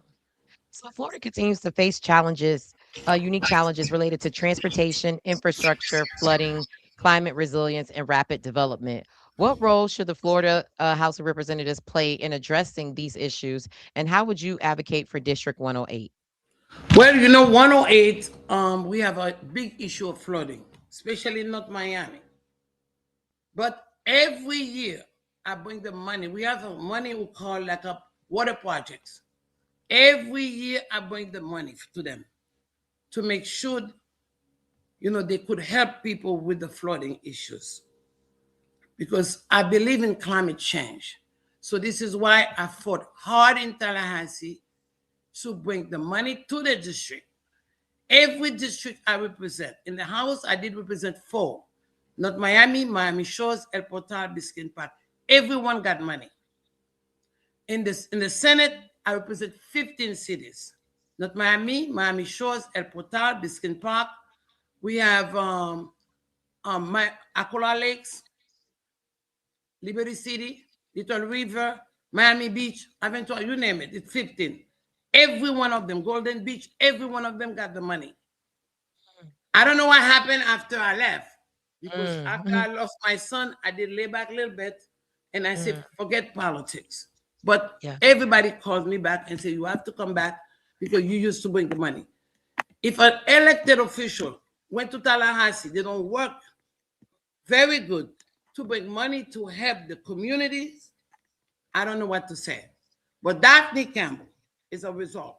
Daphne Campbell, but the money, but Daphne Campbell helped everyone in her communities. And I always the voice for the voiceless, and I'm going to continue to do so. Thank you. We have a question from the audience. You know, as you saw watching, we take our questions live. This is from Andrea. What bills are you ready to file in Tallahassee? It's like right now, if you were elected. Okay, my first bill in Tallahassee going to be affordable housing. Affordable, call affordable. So we have, like I forgot to mention that earlier, the trust fund is Sadaski's trust fund. That Sadaski's trust funds, I'm going to fight to make sure I got that money, not reducing it, but increasing it to bring it to my communities, to the 4 cities I represent, and they could help those owners and builders just to alleviate those renters. That because 1 bedroom in North Miami right there is $2,000. That's not right. And a lot of people live to a fixed income. And some of them don't even have a job to pay that $2,000. Because when you're talking about when you go to a restaurant and the people who are serving you the food, they don't make that much money. Some of them living on the tips. And a lot of these days, people eat, they don't give no tips. So therefore, we have to work on the affordable housing to help the people because we are losing our base just because housing is too high. Thank you for taking that live question. My next question is something that's a hot topic here in Florida. Florida has seen several major property insurance reforms. Do you believe they've gone too far? Do you believe they've gone far enough, or is there more action needed? And definitely just give us your overall thoughts when it Well, comes to especially property insurance. property insurance in the state of Florida, the reason of that is the flooding issues. We have to fix the flooding issues because everybody living, and now it's very hard to get even one insurance because all of them living in the state of Florida. So we need to be friendlier with the property insurance to bring them back and to help the homeowners. Thank you. It's a friendship. They call that friendship relationship. Honestly, I'm glad you kind of broke it down because a lot of times we talk about like home insurance and property insurance here in Florida, and we know that it has to do with the storms that we're dealing with. But the fact that you're like, yo, we fixed this problem, we're able to see, lower rates. Like, so I've never heard like a concise, very to the point and like very just no nonsense an answer to that. And but that's something like that could be something that could be worked towards. From your previous work as a public servant and a legislator, like what work have you done around like insurance reform or like to help us get to that point? Well, we've been fighting with the insurance company for the longest, and like I just said, because they're scared of the flooding and fraud. You know what I mean? So a lot of them running from the state of Florida because of those two, the flooding and the fraud. So this is why I said we do have to be friends with them and have some relationship with them and find a way to compromise to bring them back to the state of Florida and where they could, work with the owners and alleviate the burdens of high insurance and people could afford. Thank you. The next question is, and we spoke on this, you touched on this a little bit earlier. Tallahassee is Republican controlled. There's a super majority. Correct. As a Democrat from this district, what's your plan to get legislation passed? Well, I have a lot of plans, but like I said, my it's gonna be my 3 bills I would file as soon as I get in. The affordable housing, the so-called co-location need to be repealed immediately because public school need to remain public school and no charter school try to use spaces in a public school. I don't think it's fair, especially now with a job who's so hard to get and economy so low. Parents cannot even work in 2 to 3 jobs. They can afford it. I don't think parents have money to afford to pay charter school. Charter school is very expensive. Charter school is private school. And on top of that, their curriculum is not the same than public school. They do whatever they want to do. They don't have like a curriculum where they have some guidance. That's what I not gonna support that. So I will fight and make sure public school remain public school. That's number 2. The third one I'm gonna work on is gun violence. I know Republicans love that. I'm not saying I'm gonna remove the Second Amendment, nothing from them. I'm not doing that. But we have to have some control. You cannot give gun to somebody who's sick, mental sick. They need to have some mental, check. Go and do some background and check on them to see if they are capable to carry gun. You cannot put gun on the street to everyone. All the small kids, everybody, like the one who killed my son, she was 23 years old. That's ridiculous. You know what I mean? So this needs to stop. I know it's a hard. It's going to be a hard bill. I had it before. It didn't go nowhere. They didn't even listen to it in committees. But we're going to try. We're going to have to try to see what can be done because, too many of us crying every single day. Every single day you go to bed, you have to think about your child, your children. No, something needs to be done about gun violence. It's too much. It's too much. It's too much. Enough is enough. We have to talk to this Republican and say, come on. It's not only us, Democrats, who are losing our children. You're losing yours too. So therefore, something needs to be done. Definitely from your experience from being in the legislature before, is there some type of strategy? Because for you to say you brought home, what was it, $8 billion during your tenure? $4 billion? But still, it's a bit, huh? Over 4. Over 4, but still, that's a significant number. That means you had to know some type of strategy to work with the other side of the aisle. What does it take to be able to get the Republicans to work with you? Because you've been there, so you know what it takes. What is that? Because some people can't go up there and get anything done. Well, listen, you have 4 things in legislature for you to have in order to be effective. Communication, number 1. How to communicate with others. Yes, you could be Republican. I could be minority. You are majority, but I could sit down with you. Let's communicate. I remembered I had a bill for TPS to extend TPS to longer. Because when the president came to right in Florida, he went to Little Haiti. He was telling the Haitian he's going to do this, he's going to do a promise. So many promises, not even one kept. So therefore, I did a bill for them for that. And when I filed the bill, my Republicans, some of them come to me and say, Senator Campbell, you want all your Haitians to come and take over Florida? I said, no. Let's talk. So I went to them, sit with them, and explain why. That's number 1. Second thing we have to do, relationship. Even though they are Republicans, I am a Democrat, proud Democrat. Of course, I cannot pass them and start cursing them out. I have to have some relationship. You have another word we call compromising. I don't compromise everything with you, but certain things we could sit down and say, let's compromise. Let's have things done. Just like I'm going to give you an example. When I had the bill for the nurses, the nurse practitioners, HB 423.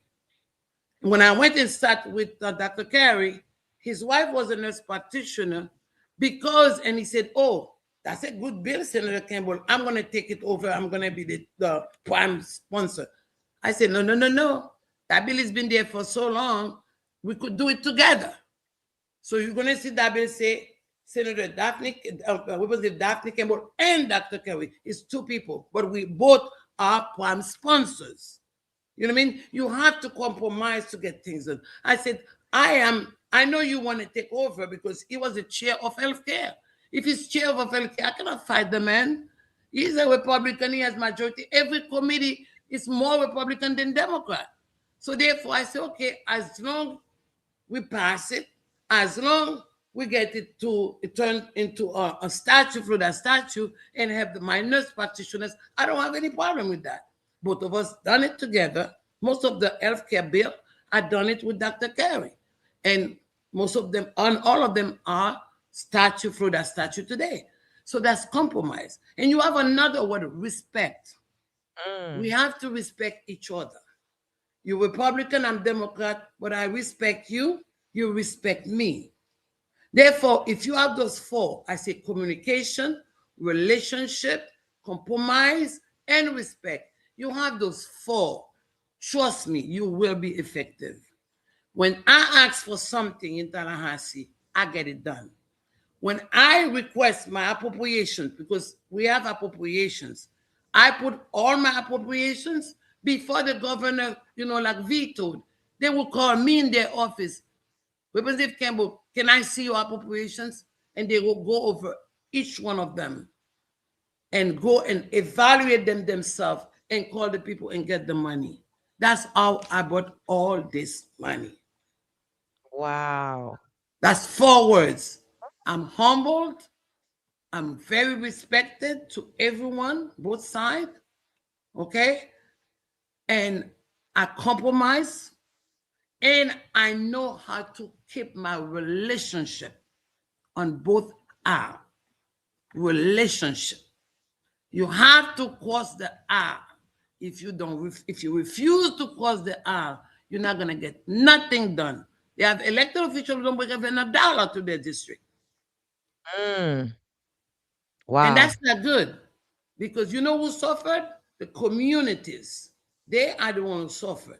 They're complaining about the city don't do this, the county don't do that. But how much money you bring for them to do this, to do that? You don't bring nothing. Huh? Come on, let's be real. That's why a lot of them is talk, but ask them.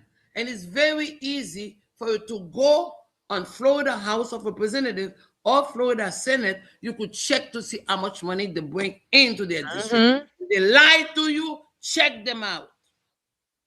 Oh, come on now, Miss Campbell. And I want to call out something that you said, and this is not any shade toward any elected officials, but I always find it to be interesting some of the call outs that some of our Democratic legislators make, and they're like so intense and so it's a lot of choice words that they say about the Republicans. And in my head, I'm always like, how you gonna say all this stuff about these people on TV? They got a super majority, and then you go like you're not how you gonna be able to get anything done? Like, granted, some things have to be called out, some things have to be said, right? But sometimes it gets a little disrespectful, as you said, or it's kind of like a little wild and raunchy. And I'm like, I don't know if you're gonna here's the thing, because if there was the shoe was on the other foot and it was a Democratic uh majority and Republicans were coming at them and saying all type of stuff, I just don't you just wouldn't have the incentive to want to work with them. So I'm kind of glad that you kind of called out like, hey, we could compromise, but we got to respect each other. And I'm not going to go out and call you out and disrespect you in public and then think that you're going to want to work with me. So I'm really glad that somebody for you, and you could speak to it from experience on both levels to say, hey, this is how I got this done. And at the end of the day, what you said, bringing back money to the district is the priority. Like that's what the job is. You said to pass the budget and appropriations bring money back to the district. I ain't heard nobody. I don't know too many other legislators that don't brought back $4 billion. That is they don't bring even $1. I don't even know. That's a lot of money, Miss. That's a lot of money, Miss Campbell. That's a lot of money to spend it. Go and check yourself. I did. No, I look, and I'm glad you broke that down for us. What's one specific need that your district has that's not talked about enough at the state level? What? Say it again. I didn't hear you. Sorry. What's one specific need to your district that doesn't get talked about a lot at the state level? So what's some needs in the district that the state really isn't paying attention to that you like to bring attention to? Well, basically, what I did while I'm in the district and even while I wasn't there, I communicate a lot with my district. I do a lot of town halls meeting. I do a lot of meeting, on Zoom, and I talk to them to find out what their needs. At this moment, the only needs they're all talking about, every one of them, affordable housing. Everybody, I know a lot of people in the district sleeping in their cars. I went to a park and I saw so many, even young kids. I met a girl, she's only 20 years old. She was sleeping in the park. And I asked her why. She told me her parents threw her out and, she don't have nowhere to live. She's not working. So affordable housing is the main issue. In Tallahassee, we've been fighting for it. It's a lot of money allocated for affordable housing. Like I just said, if an elected official do not bring the money or fight for the Sadowski Trust funds, I don't know. But me, I've done it. I've done it before, and I would do it again. And I might do it even more and more and more, because at this moment, the district needs someone who could voice for them, who could fight for them, who could speak for them, who could be there for them, because they cannot go to Tallahassee and fight the way we fight for them. So therefore, they need experience. That's a word again. You need to have experience, not learning what's going on in Tallahassee. You have to ready to serve, ready to lead, and fighting for the people. Thank you. Man, this has been an amazing conversation. Ms. Campbell, is there anything that you would like to address to our audience that we didn't touch on that you'd like to speak to? Well, the only thing I want to add into it, because I know a lot of people listening to me at this moment, is the issues with negative campaign. That's one of the topics tonight. That's one of the topics for tonight. You better speak on it. Negative campaign, negative ads, lying on people, claim you are Republican, you take money from Trump. I never see Trump in my life. I don't even know where Trump is. And I don't understand. Epstein file, I don't even know who's Epstein file. Who Epstein? I never see that man. That man is dead. You know what I mean? Giselle, Putin. I don't know where Putin is. You know what I mean? These things is bad. It is really, really bad. Janae, let me tell you something. If someone you want to run for office, you have to have some ground of community service first. You have to know your district. You have to live in your district. You have to know the people. You have to know how to interact with people. And you have to be polite. You cannot just try to run for office and sending negative ad on people, talking about a lot of stuff was not true. This campaign, I sponsored myself. You know why? I see the struggles of the people out there. They don't have the money. I know families who don't even have $50. $50. I know families who don't eat a meal for 2 to 3 days. They call me all the time. Why would I ask them to give me money for campaign? So therefore, for someone to claim and send a mailer, said, I received $125,000 from Republicans, people, that's not good. Run on your merits. Run on what have you done before. Run on somebody like Daphne who bought over $4 billion. Run on what you have done. You don't have nothing to run. I'm now ran for 45 years. I work hard for what I have. I'm a public servant, not a politician. Public servant earned. You don't buy that. You cannot borrow it from no one. It's earned from day one. You enter to the public world. So therefore, the tactics of sending nasty ads and not lying to people, say this one is corrupted, this one take money from this, from that. That's not good. They need to stop this.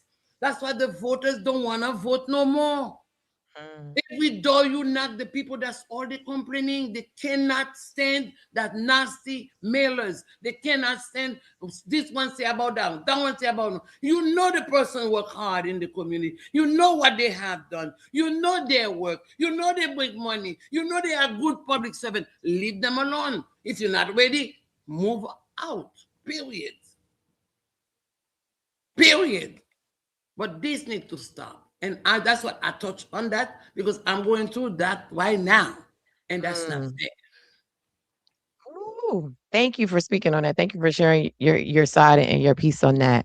Um, before we let you go, Miss Campbell, let the audience know, let the people in District 108 know why they deserve your vote.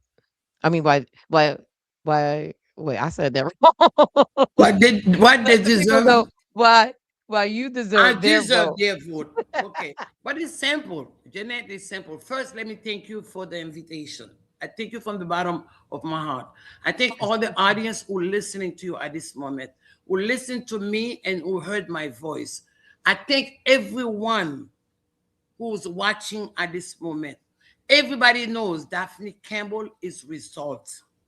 Daphne Campbell is a voice for the voiceless. Daphne Campbell is an effective elected official.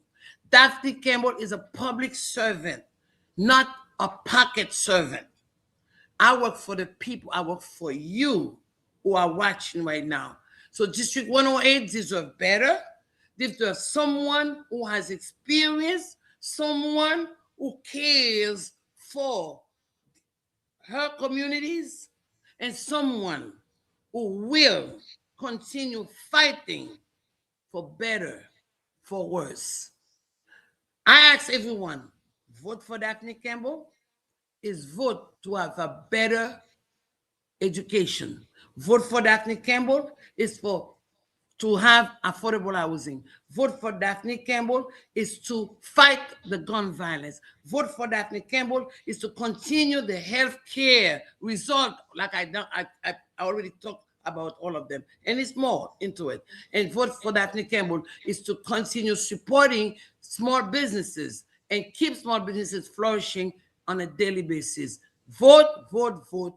Number 102 for the only one, the true result, the true champion, the true leader for District 108, Daphne Campbell, registered nurse with a bachelor degree.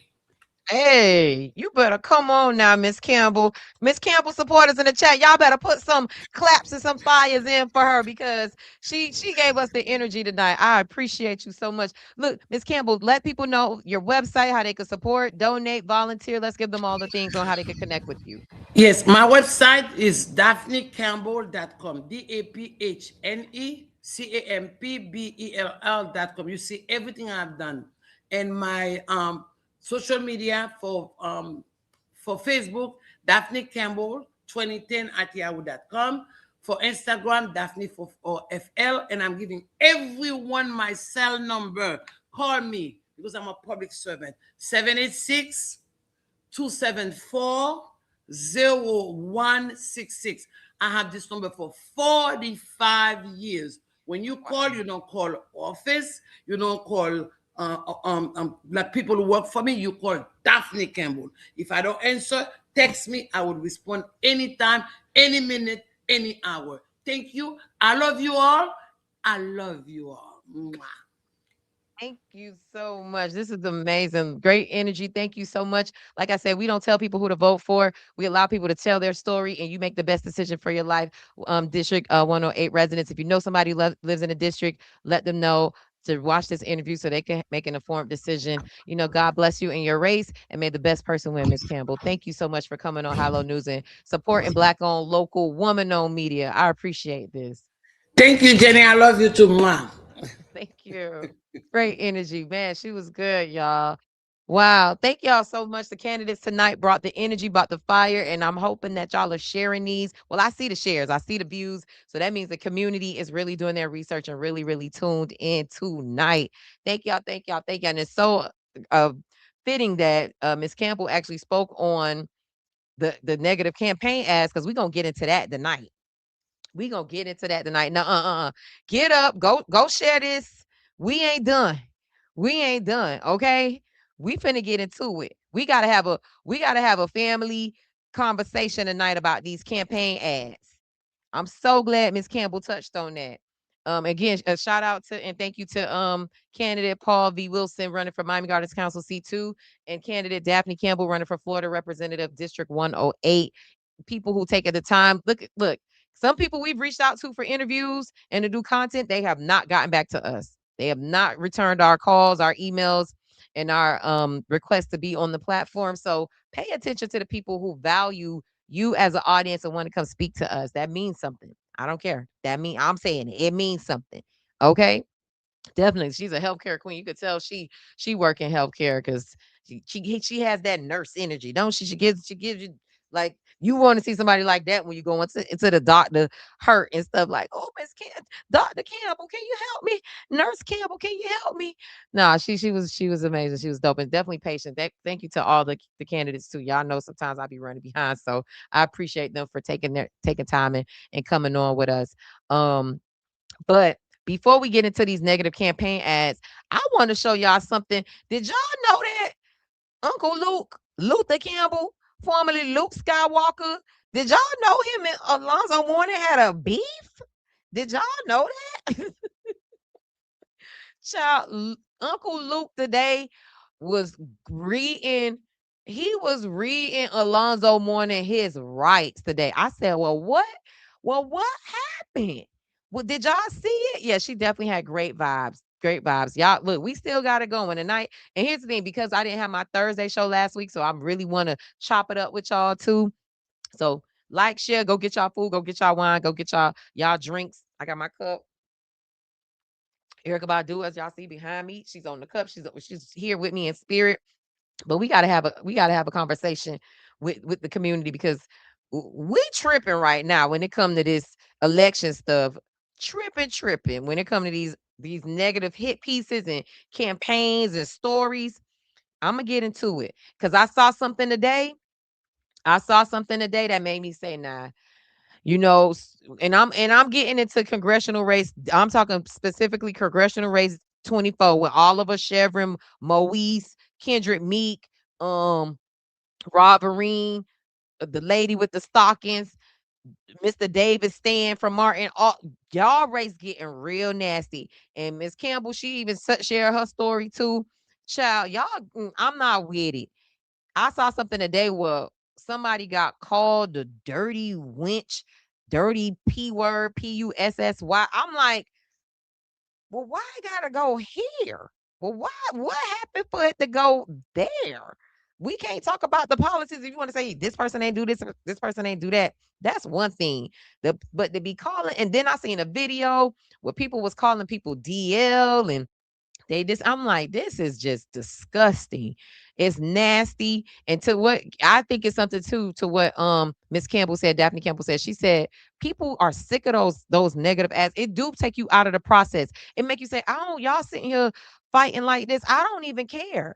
That does contribute to voter apathy. I don't give a F what they say. It does. And I'm sick of it.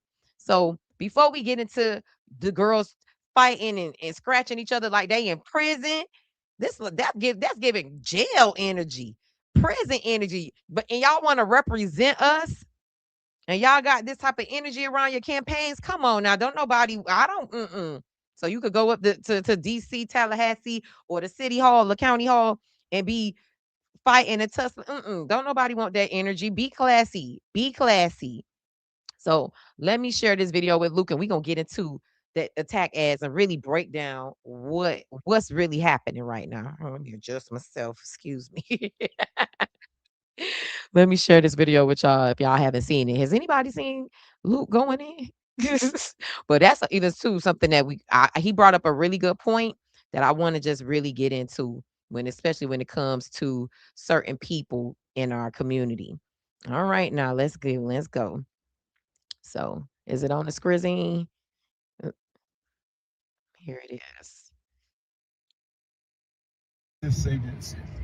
Alonzo Mourning, I thought we buried the hatchet a long time ago when you and your organization would not let the kids of Overtown in your Overtown Youth Center. And I then had to go to Joe Ariola, who's the city manager of City of Miami, and get $26 million to rebuild Gibson Park and put a gymnasium right next to your building because you wouldn't let the kids in there. I called you out then. Now you are doing the same thing over again, my brother. You're supporting Debbie Wasserman in a congressional race that I'm in. I don't care how you feel about me, but the mere fact that this lady is trying to erase an African-American seat that has been held by African-Americans for over 30 years. But you're doing it for $1, my brother.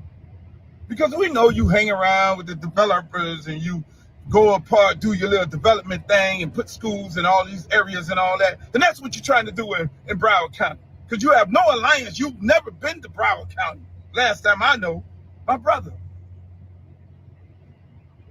That's why I don't like you people who ain't from here.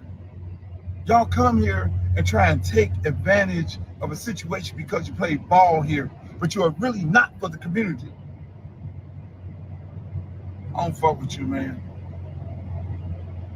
Never, never. Ain't no hatchet buried. I wish you hurry up and leave. Go back to Virginia where you come from. He is pissed. He pissed Luke off, y'all. So let y'all want to get the background.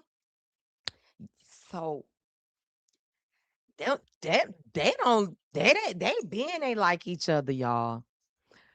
But I saw this today. I said, well, what made Mr. Campbell go in and go off like this? Oh, so we hear the basis of it. But child, so here's the thing, and I got love for Virginia right now. That's gonna be my new home at one point. Catch that tea. But when he said go back to Virginia, I said, oh, Uncle Luther is pissed. Okay, so I called, somebody close to Luke, and I'm like, what's going on? Can you help me understand this? So they're like, Luke been going in on Alonzo. He been ain't see it for her. I mean, and when I say for her, that's just me being the gay black man that's inside of me, right? So, it's not being offensive, right? So he's like, he been hasn't seen it for Alonzo because of what he explained in the video of how there wasn't support for the kids in Overtown that Luke was working with, and there's something with the Overtown Youth Center and Alonzo Mourning. I think is that the Overtown Youth Center? No, not the Overtown Youth Center. The Alonzo Mourning Foundation, that building they got in Overtown. So there was like some dispute there with the support of the kids. Luke felt like he wasn't doing enough, and he had to, as he said, go to City of Miami for support and stuff like that. So they've been having this clash, right? So, but Luke clearly he's like, at some point I thought we buried the hatchet, right? And we wasn't, there was no issues. And when Luke saw, so let me pull it up, y'all. Oh, let me pull her. So let me show y'all. Let me show y'all. Let me see. Alonzo Mourning. And not Tracy Morning because she not with him no more. Alonzo Mourning. I found it real quick when I did a search, and Debbie. Let me see. Wasserman. So apparently, Debbie Wasserman Schultz is going to be supporting a center down in Broward, well, up in Broward. So let me share this article with y'all. Give y'all a quick little 1, 2, 1, 2, 1, 2. Okay. So Debbie Wasserman Schultz joins Alonzo Mourning to announce OYC. So it is the Overtown Youth Center expansion in Broward. This proven enrichment blueprint is just the type of empowering infrastructure that Broward County deserves, and I'll support these efforts any way that I can. So Debbie Wasserman Schultz joined former Miami Heat Hall of Famer and co-founder of Overtown Youth Centers, OYC, Alonzo Mourning, to announce the organization's expansion into Broward County. In partnership with Broward County Schools, the nonprofit organization has brought its comprehensive long-term approach to strengthen communities to neighborhoods in South Broward County. And so this is a part of the and there was a picture at some point. I want to get the picture of them two together, but We'll just keep her on the screen.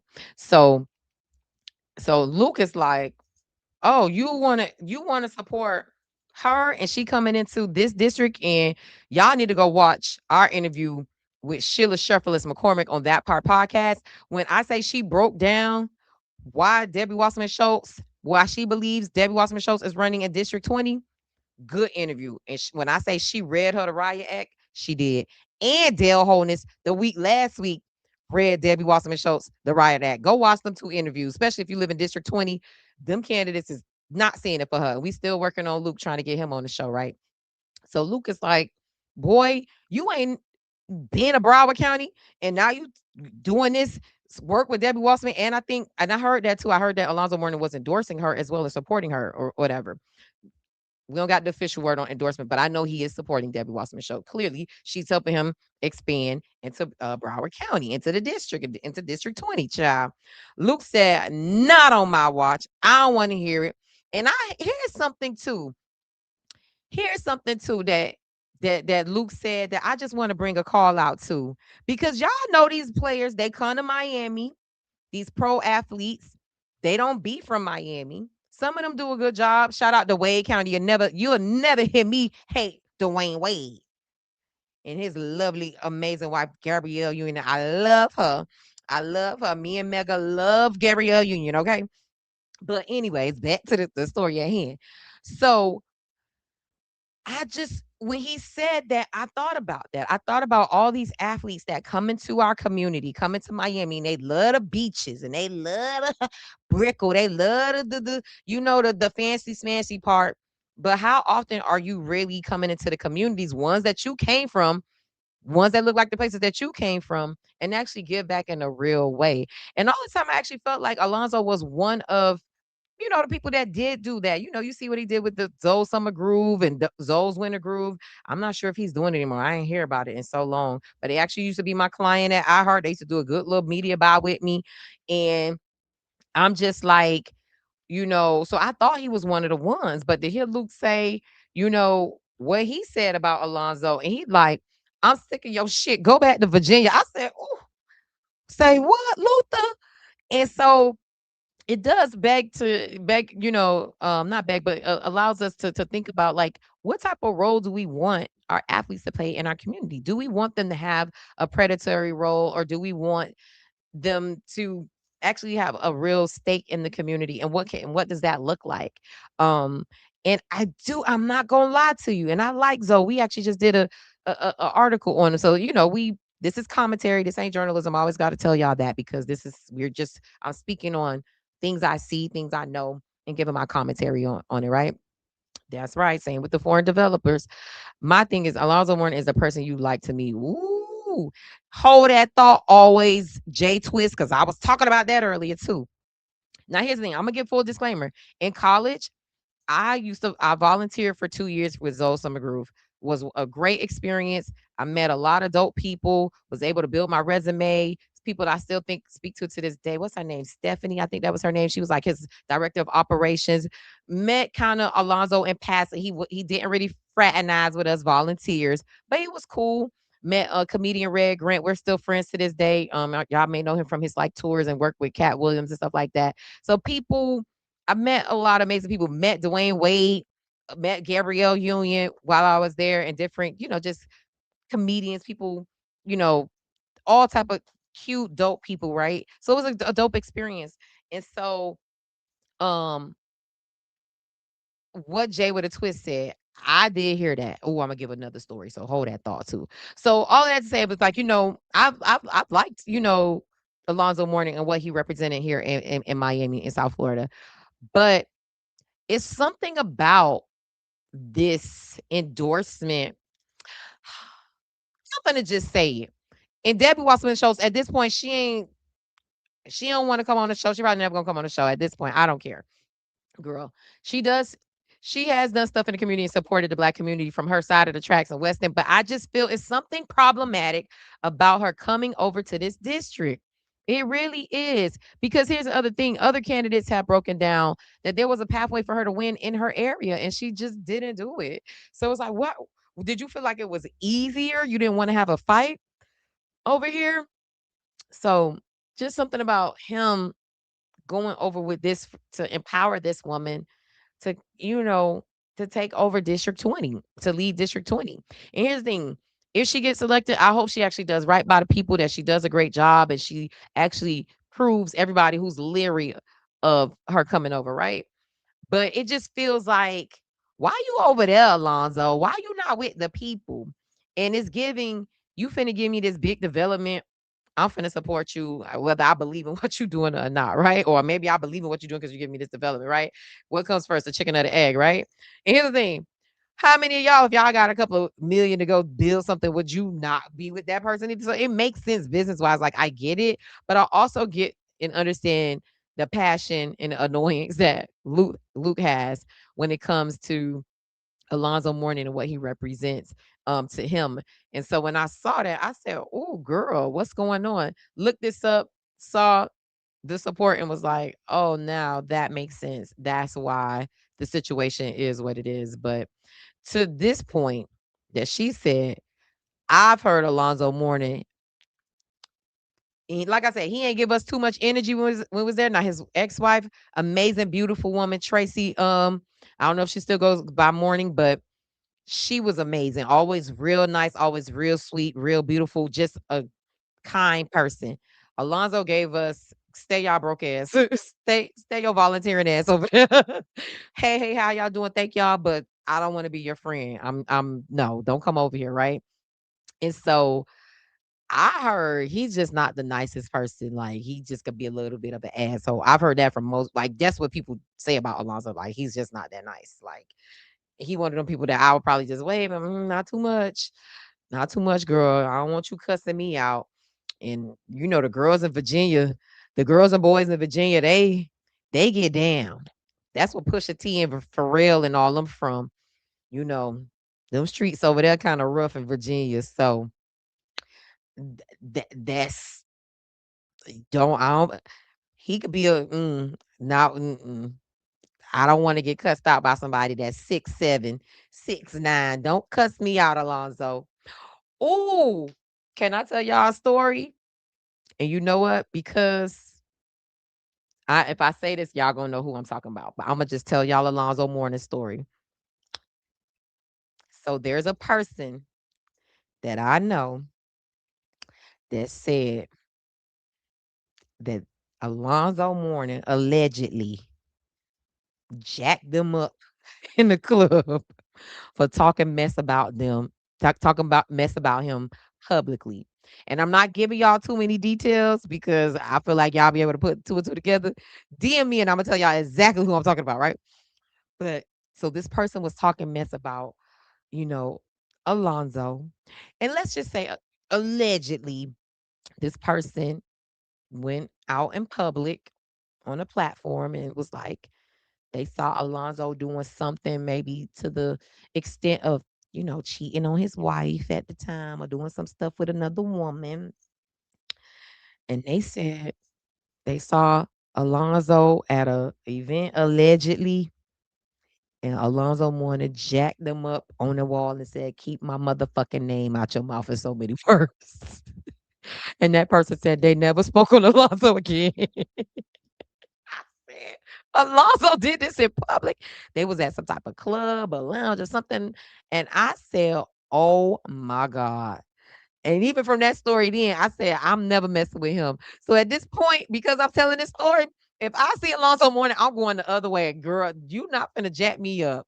I'm not, you, I'm just saying allegedly, just to going off of what Jay said about him not being the nicest person. Now, here's the thing. I will say this. If the person was talking about him and he felt like he needed to jack them up, then that's what he felt like he had to do. Not y'all texting me. DM me. I tell y'all who it is. I don't care. I'm not gonna say it um on publicly. Um Look up. I forgot to ask you. So yeah, help me out. People who know Luke, we need to get him on the show. We need to get him on the show.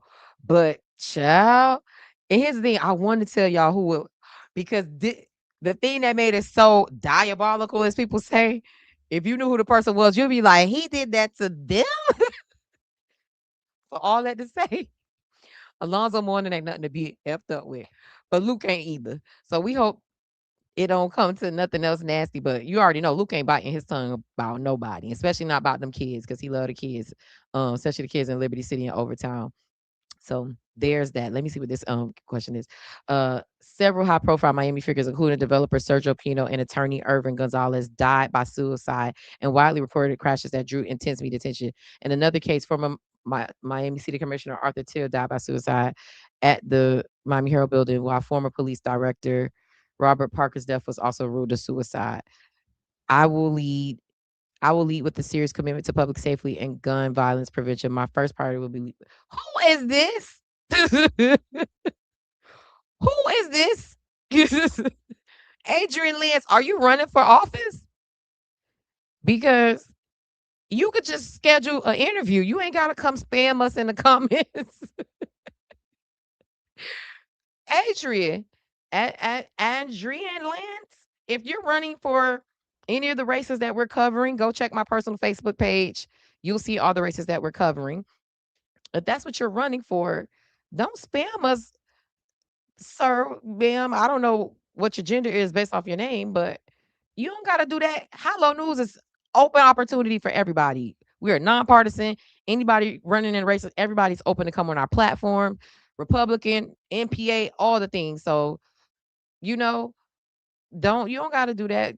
Adrian, slide in my DMs if you're trying to get an interview if you're running for office. But I don't know about this suicide. You know how I feel about Art Till. We don't talk about Art Till. We don't talk about Bruno over here. We don't. So I don't know about the if you're trying to be nice or just bring up a story, I guess. But I don't play about no Art Till and even Robert Parker. I don't even know where you're going with that. But let me know if you're being polite with that. Lance, I don't know what your gender is. Girl, you need security. Look, y'all. Here's the crazy. So to that point, before I get into these campaign ads, right? I'm purposely reducing the amount of public places I go to. So people are like, why you ain't going to the forums? Why you not doing this? There's just certain things I'm just not going to anymore because of the work that I do.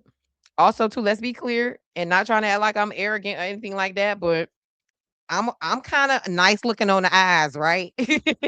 I'm a little body arty. Shouldn't they like the party arty? So all of that to say, when people see me in public, I'm dressed, face beat, hair done, body snatched, boobs, ass, all the things. And you see that I'm actually a smart girl, run her business. And this is it just be I get weird interactions with people now.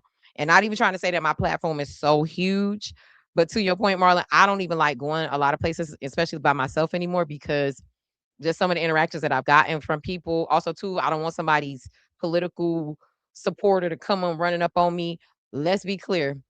I keep it on me. So don't get too cute. I don't been through abuse and all type of stuff. Please know I'm not just walking around here, right? Empty-handed. Let's be clear.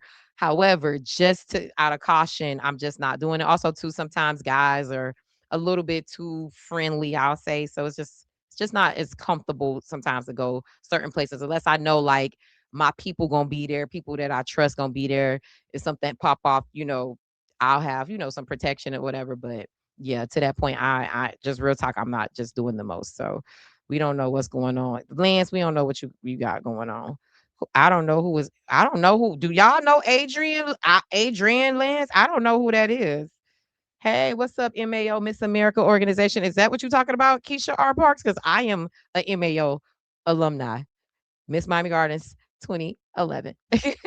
People are weird nowadays. Stay safe. Definitely Keisha Sparks. Definitely. So I'm just to that point. But y'all better not look, don't let Alonzo Mourning swing on me, y'all. Is that the real Uncle Luke? Is that the real Uncle Luke in my comments? Y'all. And I know who helped. First of all, I love you for who set that up. I know who sent him this. Is that Luke? Don't let me slide into your DMs and send you this link So you can hop on here with me real quick to really break down Mr. Alonzo Mourning history here in the community. Because all we know about him is the Overtown Youth Center is Old Summer Groove. When you said that today, that's also too why I talked about it. Because I was like, Alonzo ain't been for the people the way I thought he been for the people. And even I was surprised when the support of Deborah Wasserman Schultz, Mr. Luke. Mr. Luke, look, give me the word, Mr. Luke. And we don't met a couple of times. Oh, you driving? Oh, we don't met a couple of times from my time working at iHeart when I was at 103.5 The Beat. Look, I I have to get you on. Me and Papa keep wanting to get you on that part podcast to have this conversation. So I would please let me know when I can make this work. But the fact that Mr. Don't Stop, get it, Mr. Youth Football King, Mr. Mentor, Mr. Music Icon, Mr. Fight for the First Amendment, Mr. Luke has jumped into the chat. Are you serious? Hey, here's the other thing too. Like I like what Paul said. I'm a Miami girl. I am a Miami girl. I go up. I go up for our icons. So y'all be thinking I'm not picking on Frederica Wilson. I really, really like her. Like I've been knowing this lady. She's been a leader in the community since I can remember. Uncle Luke, I don't remember life. There's no Luke that like he's always been a star. And he from Miami to like, come on now. So for him to jump in these comments, and I want to say thank you to. Are you okay with don't say nothing? I just want to say thank you, Tangela, because I already know that was you who connected that. So thank you, Tangela Sears, because I know that's your boy. And I know you probably like, she on here talk about you. So I appreciate you for making that connection. But I respect our icons real bad. So the fact that he jumped into this live, that don't make my night. That don't make my night, Mr. Luke. Hello News is going places. Hello News is going places. Luke, you got to come join us. You got to come join us. Uncle Luke, we want the deets. We heard and understand your pain. Yes, we did. Yes, we did. Um, Uncle Luke, okay, jump on.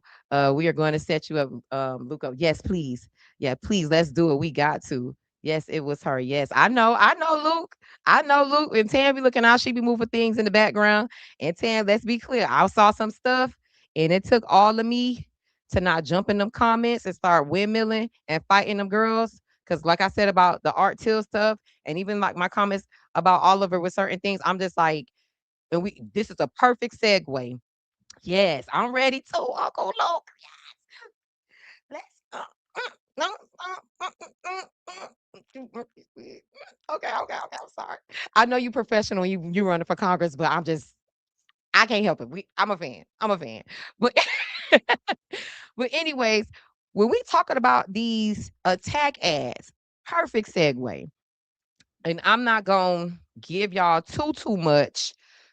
If y'all seen it, y'all seen it. Y'all didn't, y'all did. I'm not gonna direct y'all to them, all right? Because I don't want to give them too much.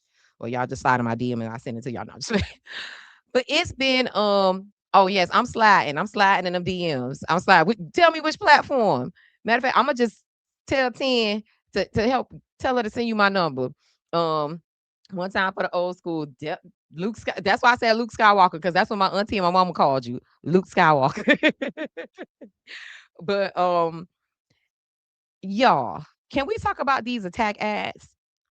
Can we really talk about, because it's getting to it's really past disrespectful. It's really low down. It's really low brow. Oh, he's trying to tell you to send a link now. Is he? I thought he said he was driving. That he said we're gonna do it later. Jay with a twist. Somebody let me know. But no. I want to give Luke deserves, if you want to do a quick little 1-2, that's cool. But I feel like he deserved his time. He deserved his full interview like the other candidates, right? So if he wanted to just come on real quick and talk about the Alonzo thing, that's cool. But I still feel like we need to give him some time to cook. We need to give him some time to cook. He said slide. He sure did. But so I seen some of these attack ads, right? And of course, here's the thing. They started from the beginning. And a lot of it was about like policy and people's personalities and things like that. And I'm like, it was par for the course. Like, it's a campaign. We were hoping it wouldn't get nasty because we like we like a lot of the candidates that are running right for office. And for the most part, I would say everybody I feel like are coming in with good intentions. Like they want to do the right thing. Baby, I saw something today. Two things I saw today. I saw a social media post and I saw a YouTube video. I couldn't even get through the YouTube video because it just got so nasty. They talking about people looks, people head sizes, and when I say it, like they were calling the people Hetty Murphy and aliens and saying they look like aliens cosplaying as black people. They talk about people hair, people looks, people bags under their eyes, people PUSSY, calling people old wenches. And I just was like, well, why I gotta go there? Like, why are we? I mean, it's one thing to root for your candidate, right? But to be going that gutter with it, and that's is Senator Campbell said, Daphne Campbell said earlier, she's like, people, it's turning people off. It's giving people voter apathy because they like, why you going that low? Like, can we keep it on the issues? Can you tell me? Here's the other thing too. If somebody has something on the record that deals with policy and things like that, or even say, for example, if it's something that's illegal that happened, like things that matter when it comes to who you want as a leader, all that's fair game to me. But when you start talking about people family, people appearance, people sexuality, and saying people are DL and all this other stuff, I'm just like, I don't think any of this has anything to do with what we try, who we elect to Congress, city council, dog catcher, or whatever. I don't care about none of that. It takes you out of the process. It makes you feel like I don't even want to deal. I'm not even gonna tune into this shit because y'all just getting too messy and too nasty. People tired of seeing the mailers and all that. You know, like I said, that's a part of it. But just I know y'all sick of it. When y'all here's the thing, when I get the DMs and y'all like, did y'all see this? Nobody's like happy to get that. Nobody feels good getting that. It's negative energy too. Let's just talk about that. The spiritual energy of it all. Like you sending some negative shit to people's house, to their text messages, to their email. Who want to see that? Now, if you got some real evidence on why somebody should not be elected to Congress, to commission, to school board, to state rep, to state senator, share that. That's a part of the game. But when you start getting into lies, when you start getting into personal attacks, when people on around you start becoming collateral damage, I think it's crossing the line. I think it's very lowbrow. I think it's unnecessary. And I think too, the thing is this.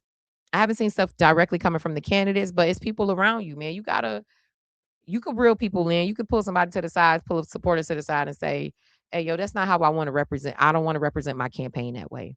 Yeah, I know you want to fight. Yeah, I know we all from Miami. Y'all know we all want to beat a bitch down in the parking lot. I know. You want to beat somebody back in. I know. We all from where we from. Let's be clear. When we talk about the inner cities of Miami and Broward County, there's a certain way we do things when we feel in a certain way.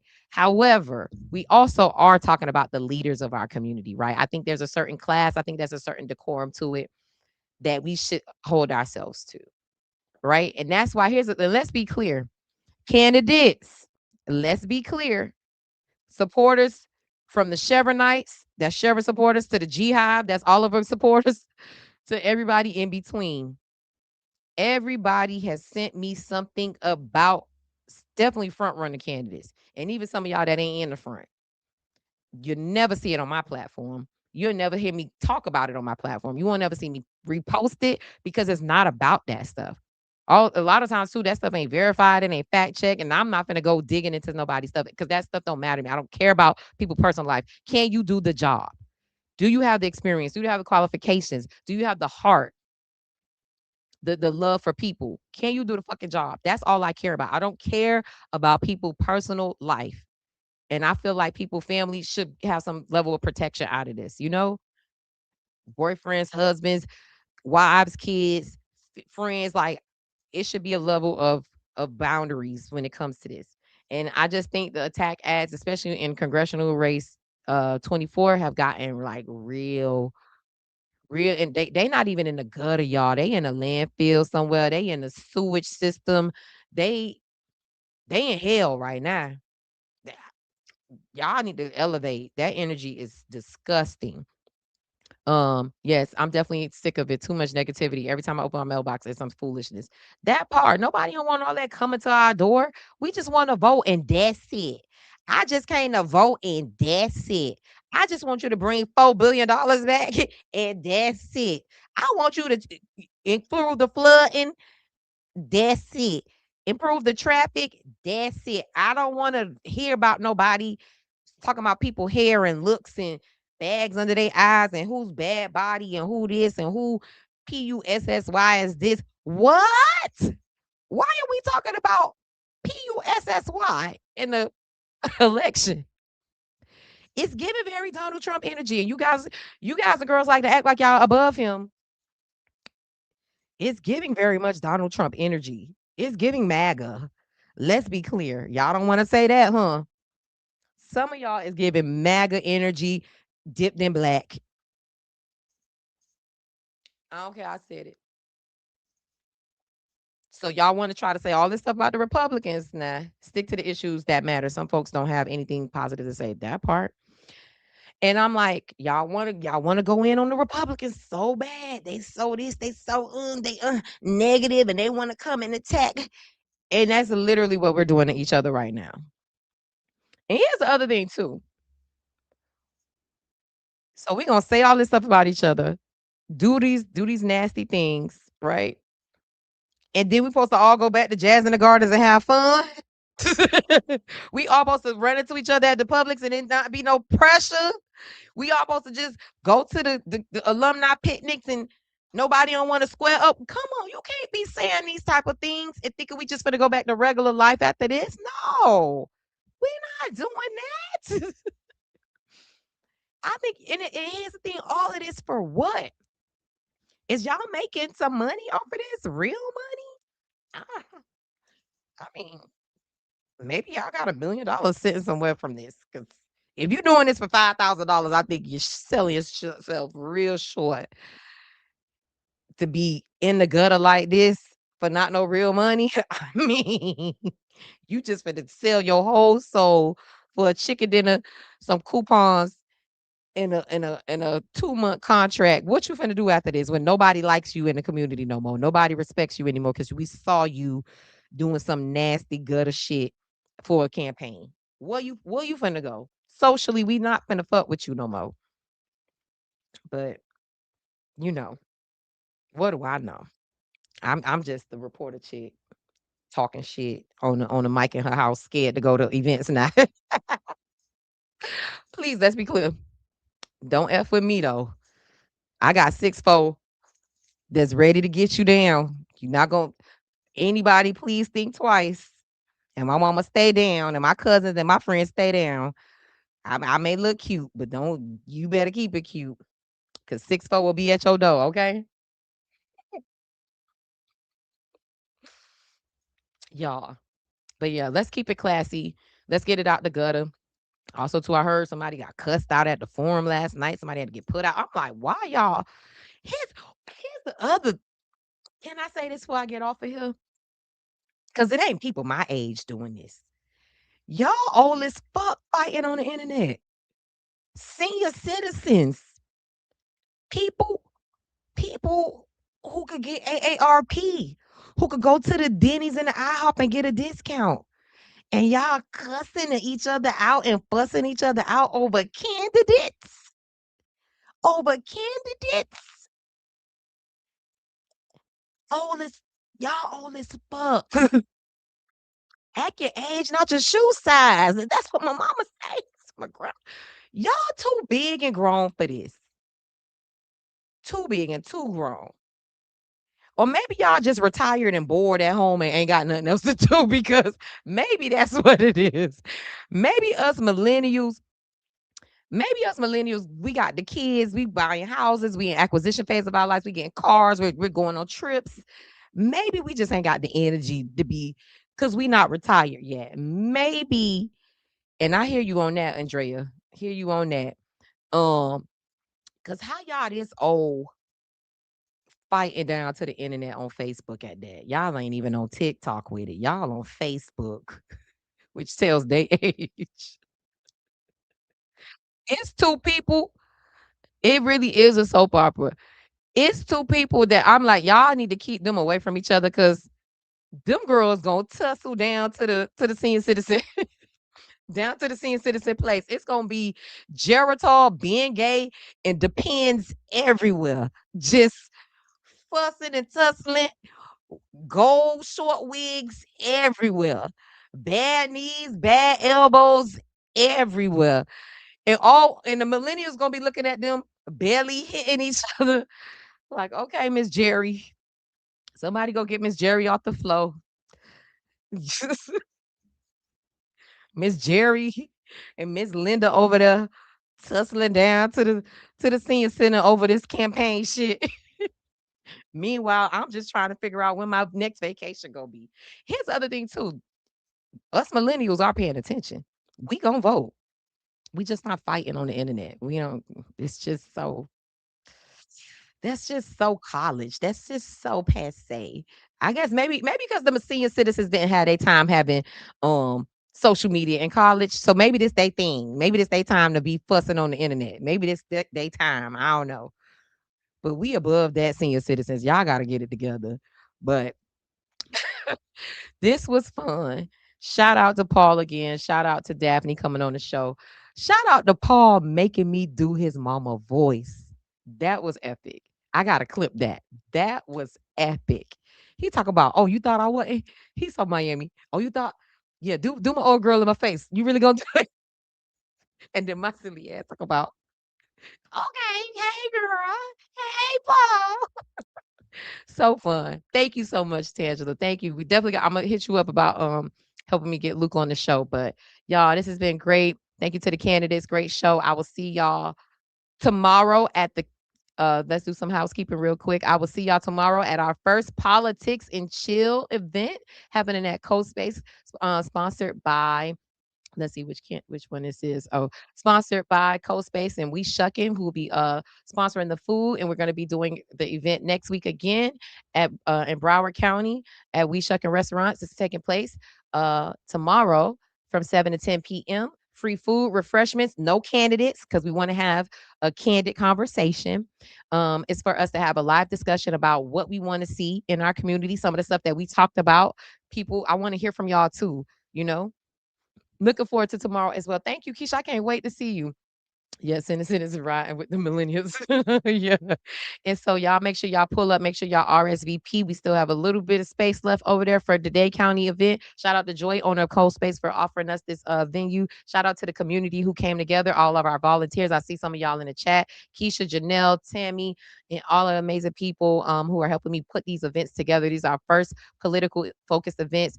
Outside, people don't, want to go to forums all the time, but we still want to talk about the issues and plan to talk about what we want to hear. Also, too, let's be clear, we're gonna be having some of these conversations I'm having now, real candid, real raw. I want to hear from y'all. I want y'all to be truthful because that too, that helps me to really hear from the people and understand what they want. And when I'm talking to these people, the powers that be, I can actually say, nah, I talked to such and such, and that's actually how they feel. This is what the people are thinking. But also, too, I would just want to give y'all a space to run it up.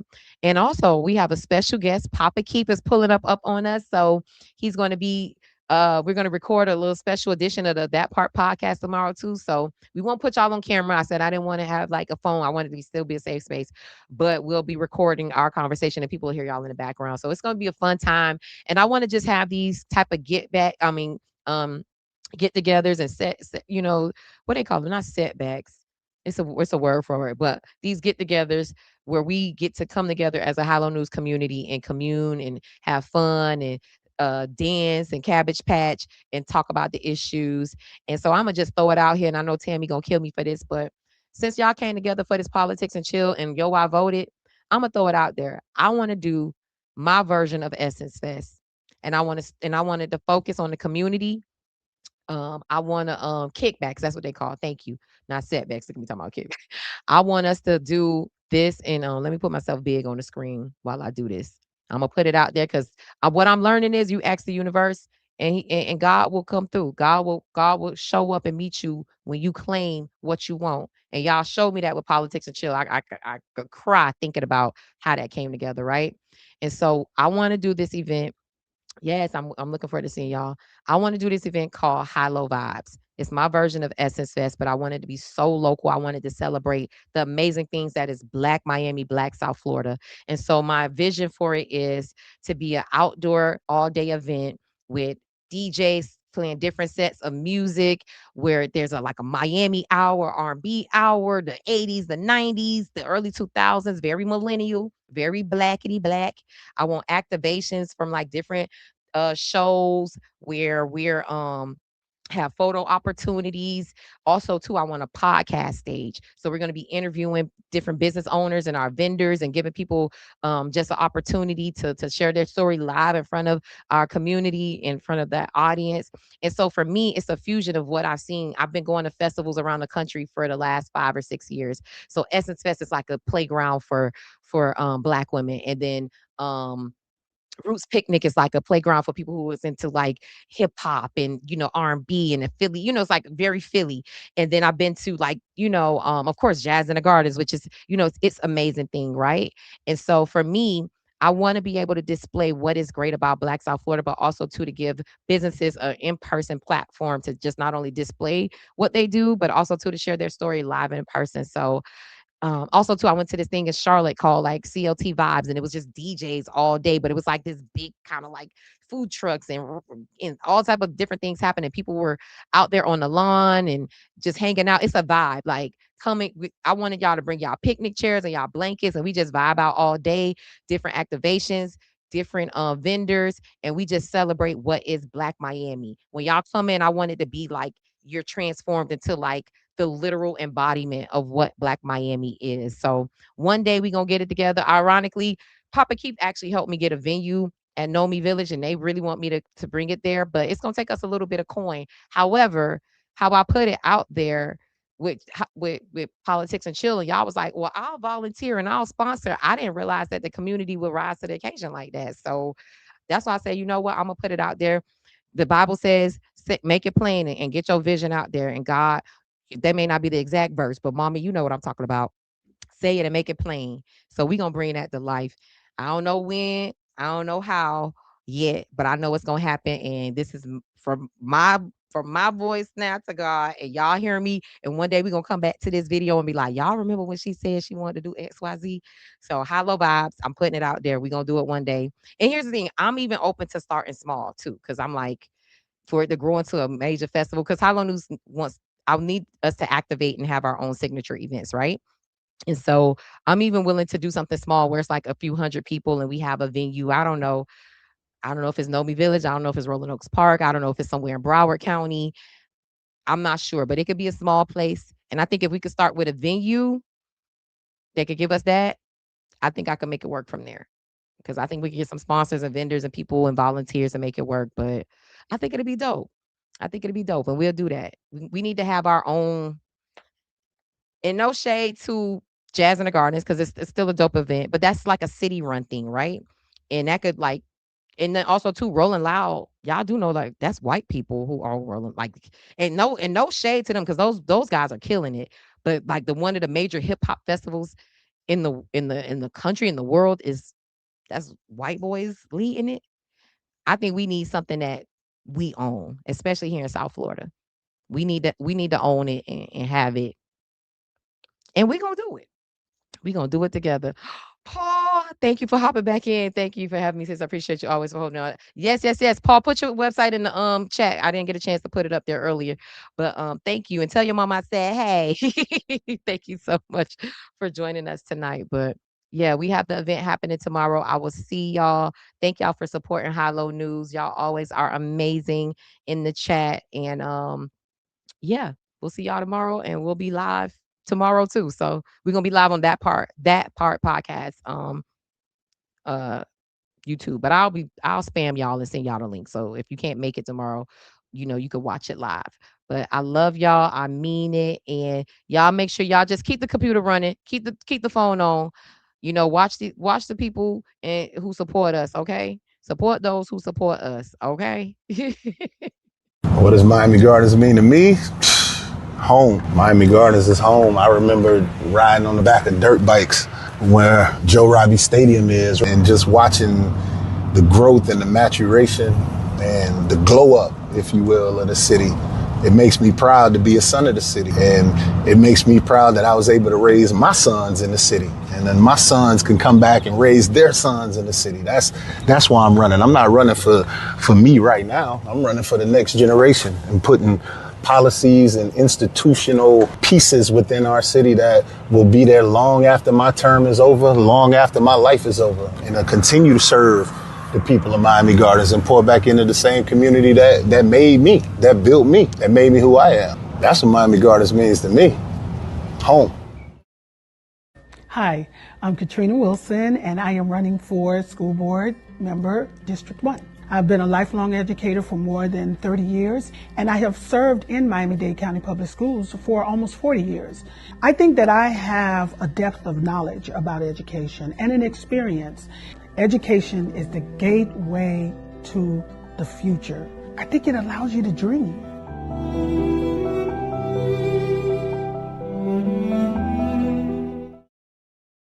Every drop has a purpose. It nurtures more than just our gardens. Protect what connects us. Conserve what sustains us. Because water is life. Hello, everybody. I'm endorsing Oliver Gilbert because he has always delivered for us, raising wages, delivering paid sick leave, and passing a law to lower water rates. I'm Oliver Gilbert, and I approve this message because from supporting the 5,000 Role Models program to standing up to Trump, I'm ready to carry on the legacy of Congresswoman Wilson. Trust me, we need Oliver Gilbert in Congress.